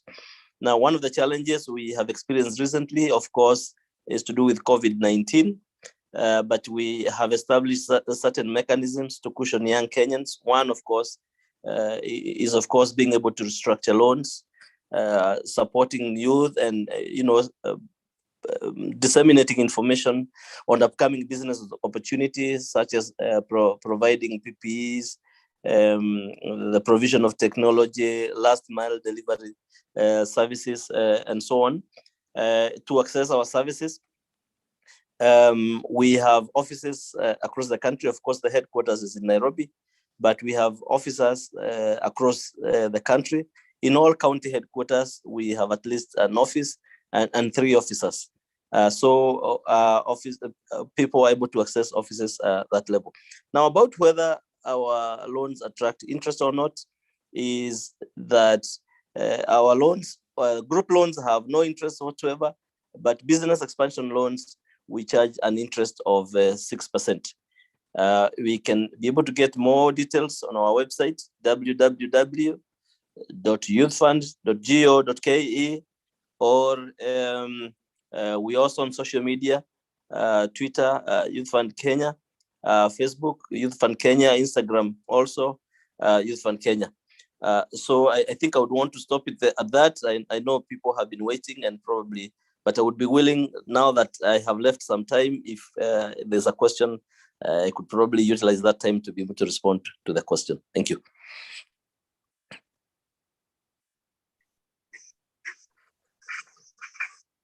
Right, if there are questions that you'll want to paper the director with, we'll give you just a minute because of interest of time.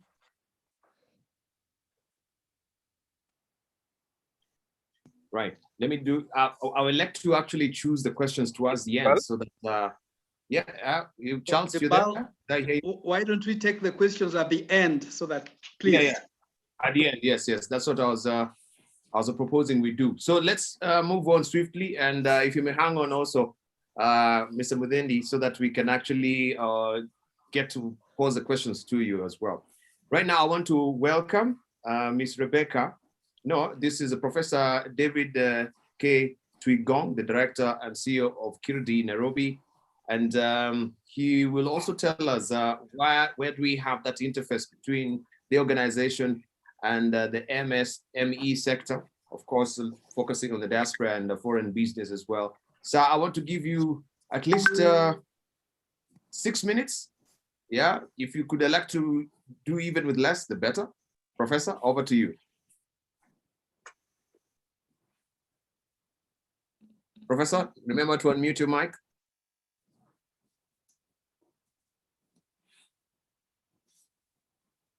Oh, Professor Michoka. Okay.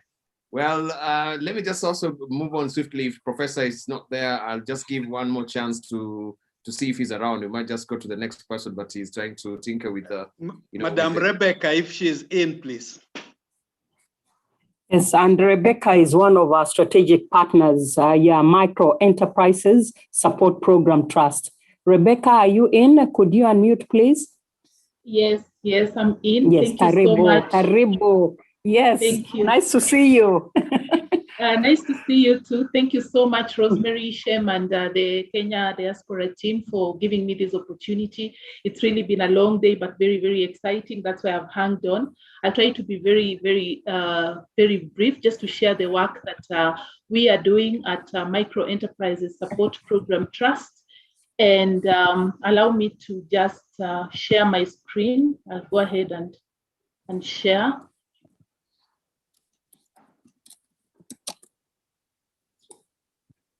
Yeah. So I hope you can see my screen. Yes, we can. Yeah, thank you. Thank you. Let me move this. Yes, I work for Micro Enterprises Support Program Trust.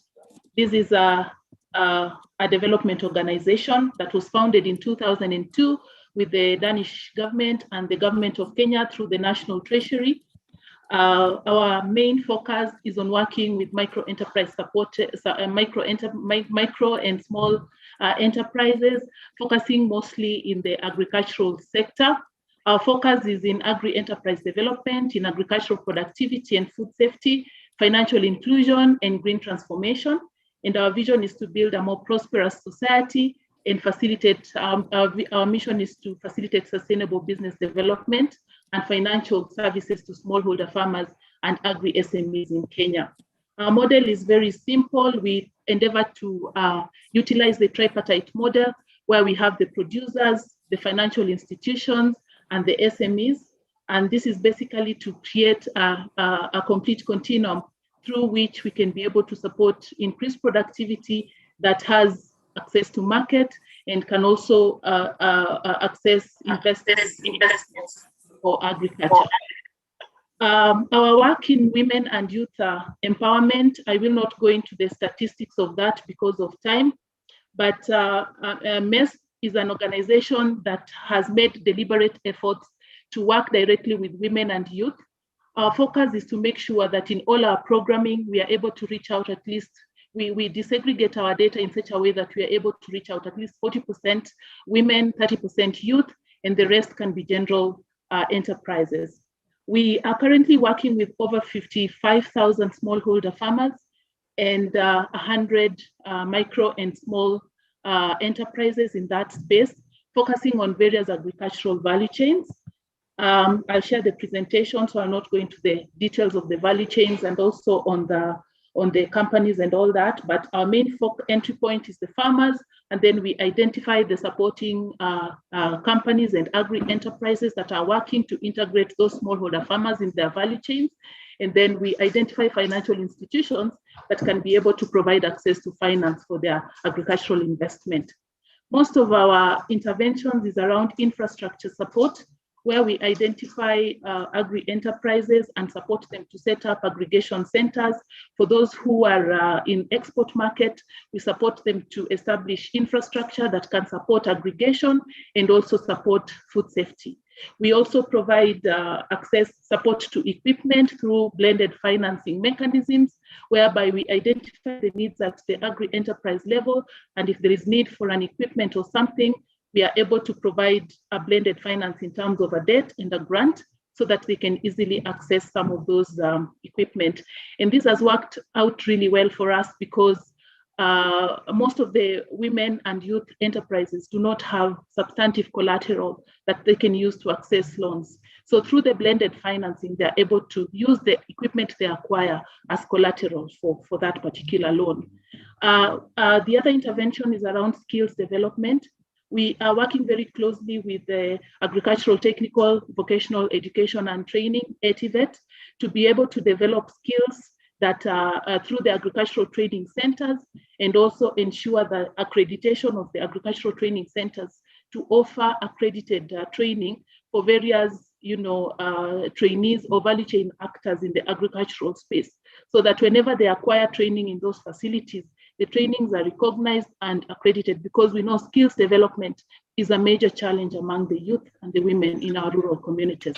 We also endeavor to provide leadership skills, entrepreneurship, and agribusiness skills. Further to that, we facilitate access to finance for critical business growth. We do this through wholesale lending. We have a department that provides wholesale loans between 50 million to 100 million to financial intermediaries. And we work very closely with these financial intermediaries to make sure that they've developed appropriate financial products that have provisions for inclusion and that are attractive to women and youth. We support credit guarantee schemes and also support training of groups and cooperatives on financial literacy. We appreciate the fact that in rural communities where our main focus is, most of our women and youth lack knowledge on financial literacy. Therefore, we endeavor to work with these groups in their table banking groups, in their village savings associations, to be able to give them skills and necessary financial literacy so that they can be able to conduct their financial businesses. And then we also work very closely with the women and the youth to access existing government funds like what was presented earlier, the WESO Fund, the Women Fund, the Youth Fund, because sometimes there are challenges around writing business plans or developing proposals to access these resources. So we work very closely with those groups to make sure that they're able to access those resources to be able to build their business opportunities. We also facilitate access to market for agri-SMEs. We support them to participate in international trade fairs. Unfortunately, last year and this year, we've not been able to do that because of the travel restrictions, but we do this for women businesses, youth businesses, and even general businesses, so that they are able to visit these international trade fairs and they're able to identify and expand their market. And once they're able to get into expand proper supply of whatever commodities, they're able then to procure more from the smallholder farmers. So we do that and also support local trade fairs through the agricultural shows. We support commodity certification. We know food safety is a key aspect of commodities accessing both international and local markets. So we work with these businesses to make sure that they're able to acquire appropriate certification. Sometimes we also come in to support them to actually acquire the actual certification through trainings and also through supporting payment of licensing and all that. Those are just a few testimonials. I won't go into that. But I just want to say that Micro Enterprises Support Program Trust is an organization that has substantial portfolio in Kenya. We are currently in 18 counties. We have a portfolio of about 3 billion Kenya shillings, and we are looking forward to working very closely with the women and youth enterprises and also smallholder farmers.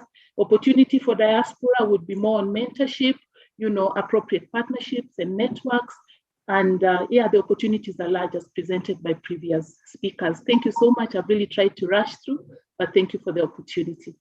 Back to you, Rosemary. Thank you. Thank you so much, Rebecca Muhoye. That was really very, very informative. And I just want to catch Jane before she leaves, Jane Mwangi. Stay, my sister Rebecca. Kuna maswali yanakuja. You've waited this long, so ngojea tu, it's the tail end. Jane, before you leave, there's a question here about that aspect of organizing the Mama Mbogas. Somebody said that it is a welcome idea, and your experience from USAID, you talked of, some of these Uber, you touched on some of those American companies. Really, in terms of just nugget of information, where should our youth be looking at? Let's share, you talked of our migration, brain drain. We should be coming all home to support our people in one way or the other. Go ahead, Jane, before you leave. Jane Mwangi. Oh, you've left.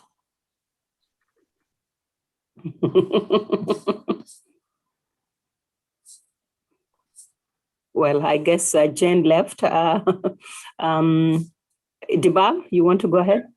Yes, please. Unfortunately, Jen has left, but of course, that question we can forward.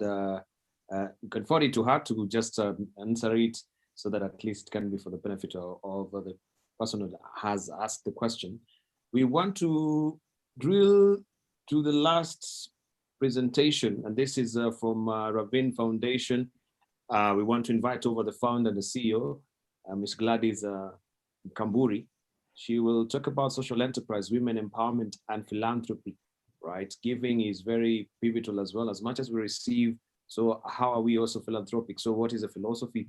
Let's just invite her over, and if Gladys, you could keep it under 6 minutes, I'll be happy. Gladys had actually kind of opted out and said that she could share her presentation, but probably she can give 2 minutes and just to say jumbo to everybody. Sure. And I also wanted to call on Anne Gaither, who is can see in the audience, to say 1 or 2 words. Gladys Mkambori. Can you unmute, please?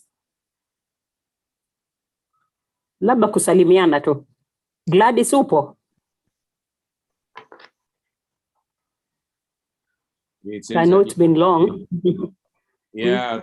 So, and finally, maybe if I could give an opportunity just briefly to Mungai Mushiri, who is the youth director of the Kenya National Chamber of Commerce and Industry. If he's around, he wanted just to say something. I promised that at least, we can give him some first time a bit. Are you there?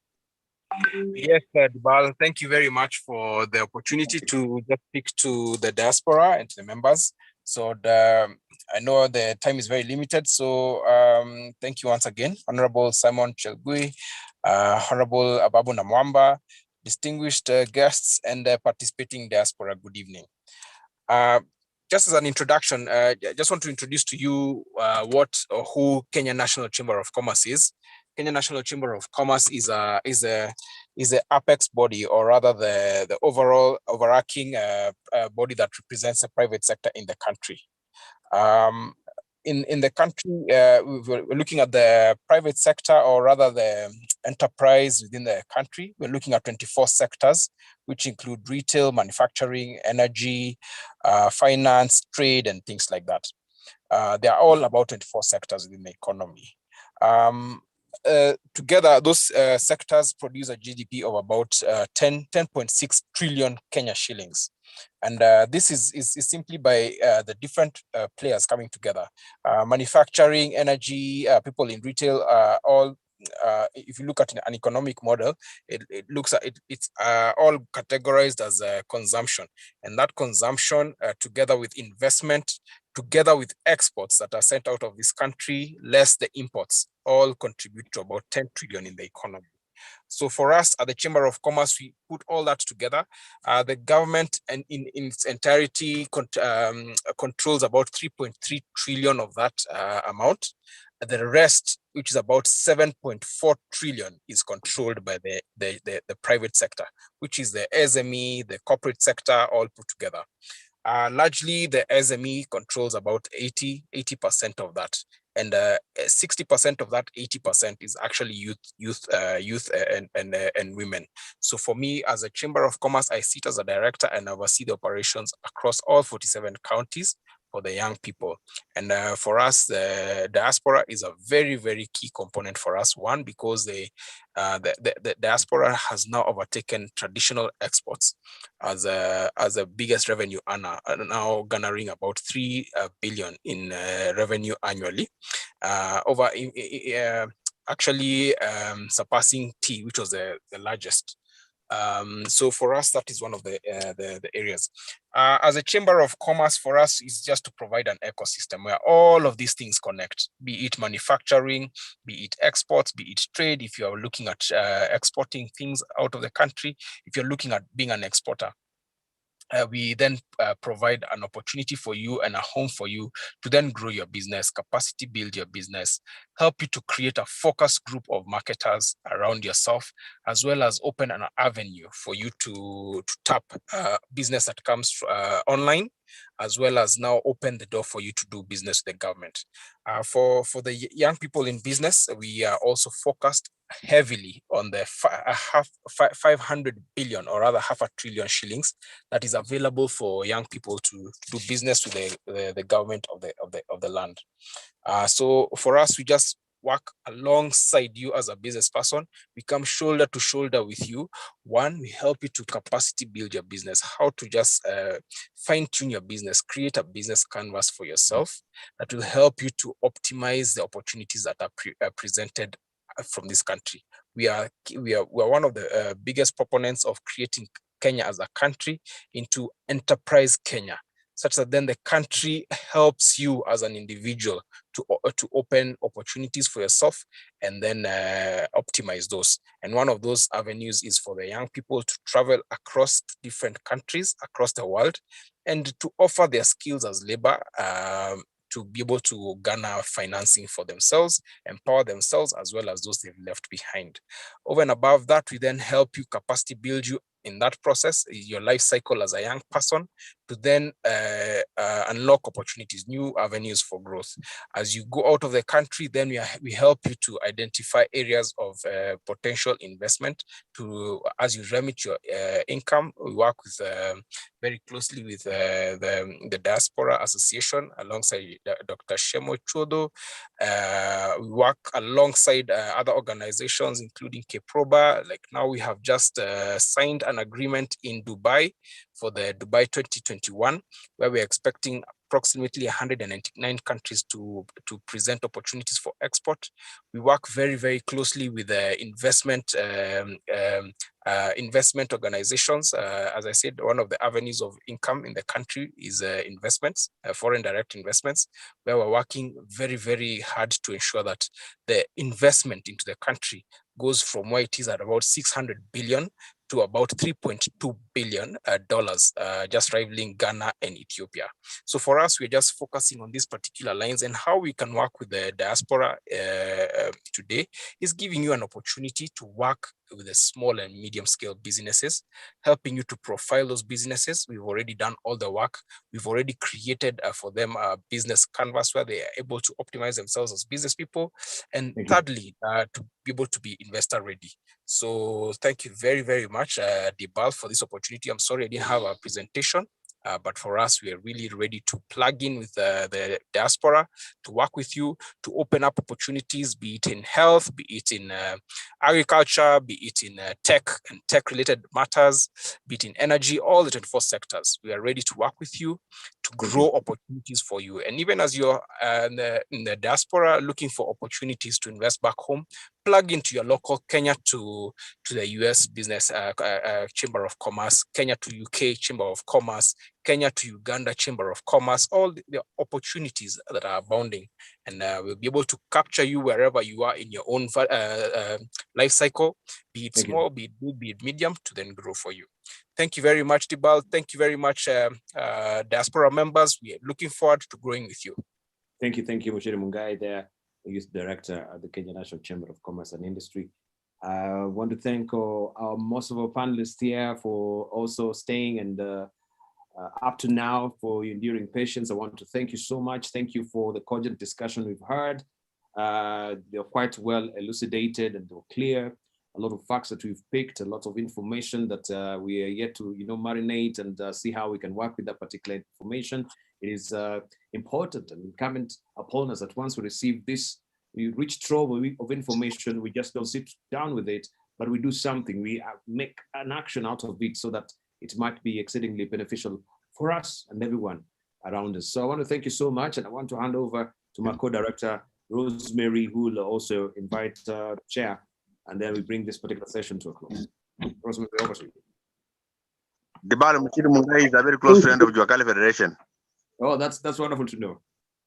Yeah. Yes, engineer. You want to take a minute? Usalimie?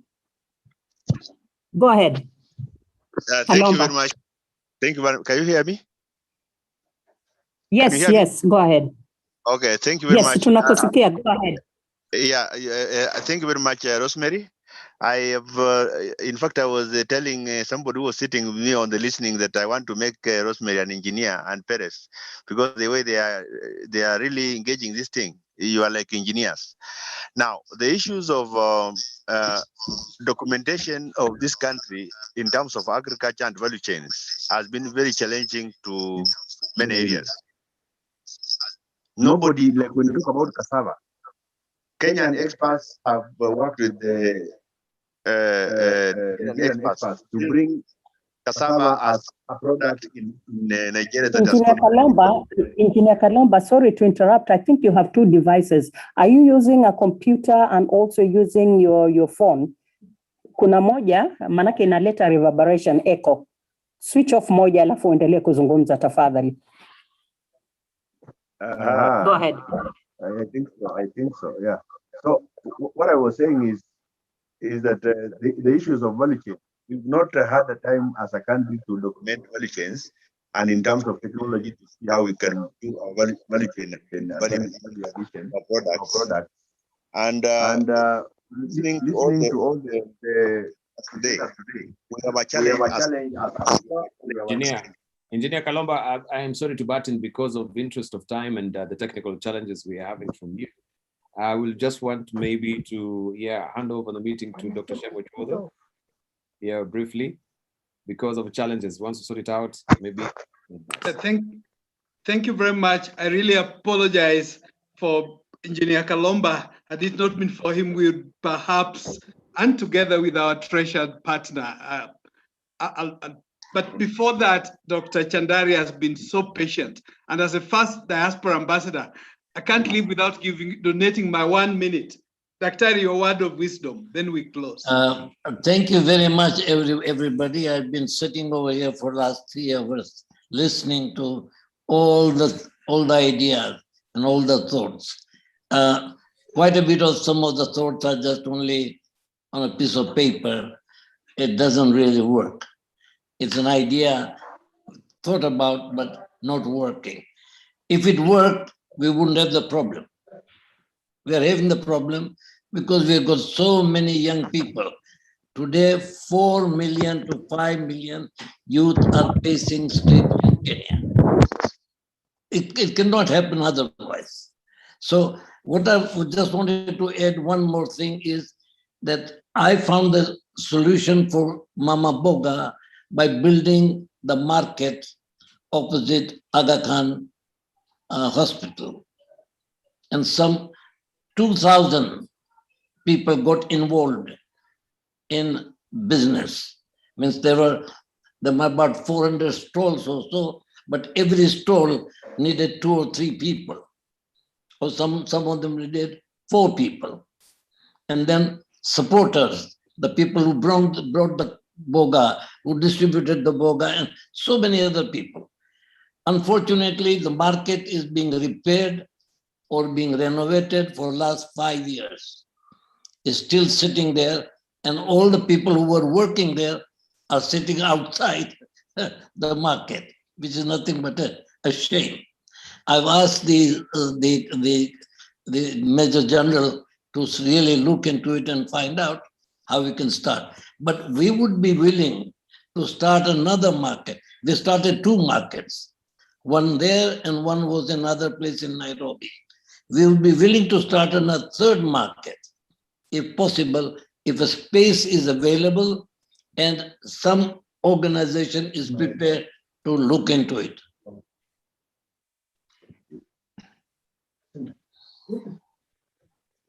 That's it. You are done?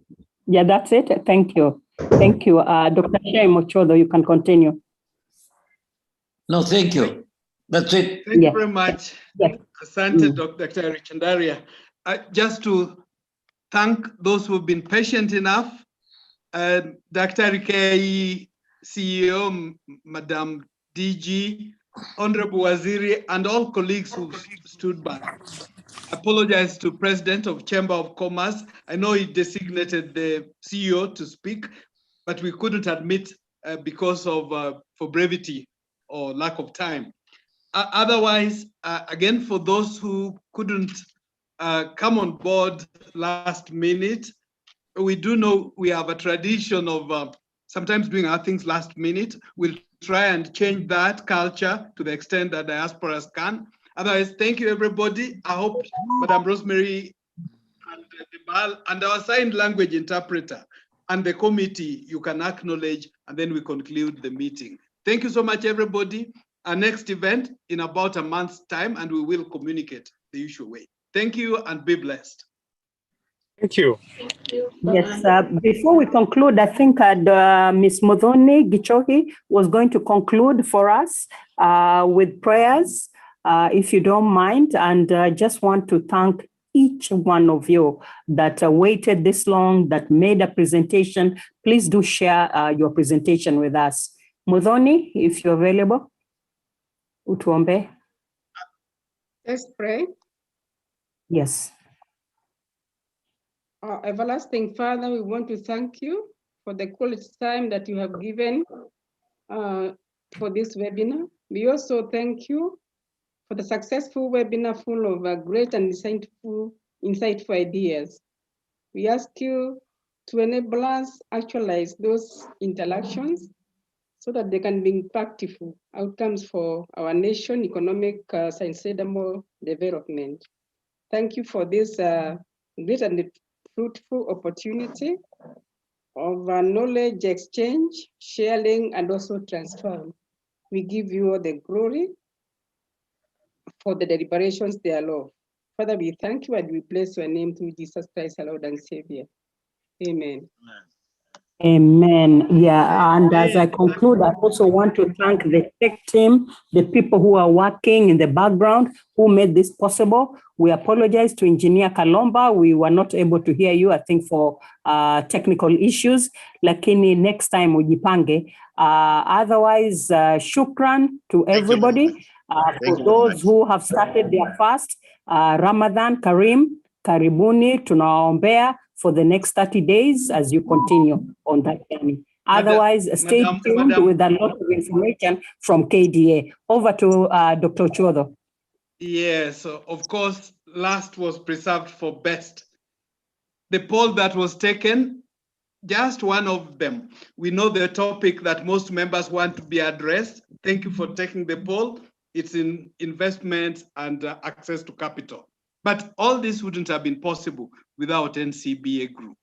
We are going to walk this journey together as a preferred bank partner of the diasporas. Thank you so much, NCBA, and see you again soon. See you again, everybody. Be blessed. Thank you, Dr. Thank you.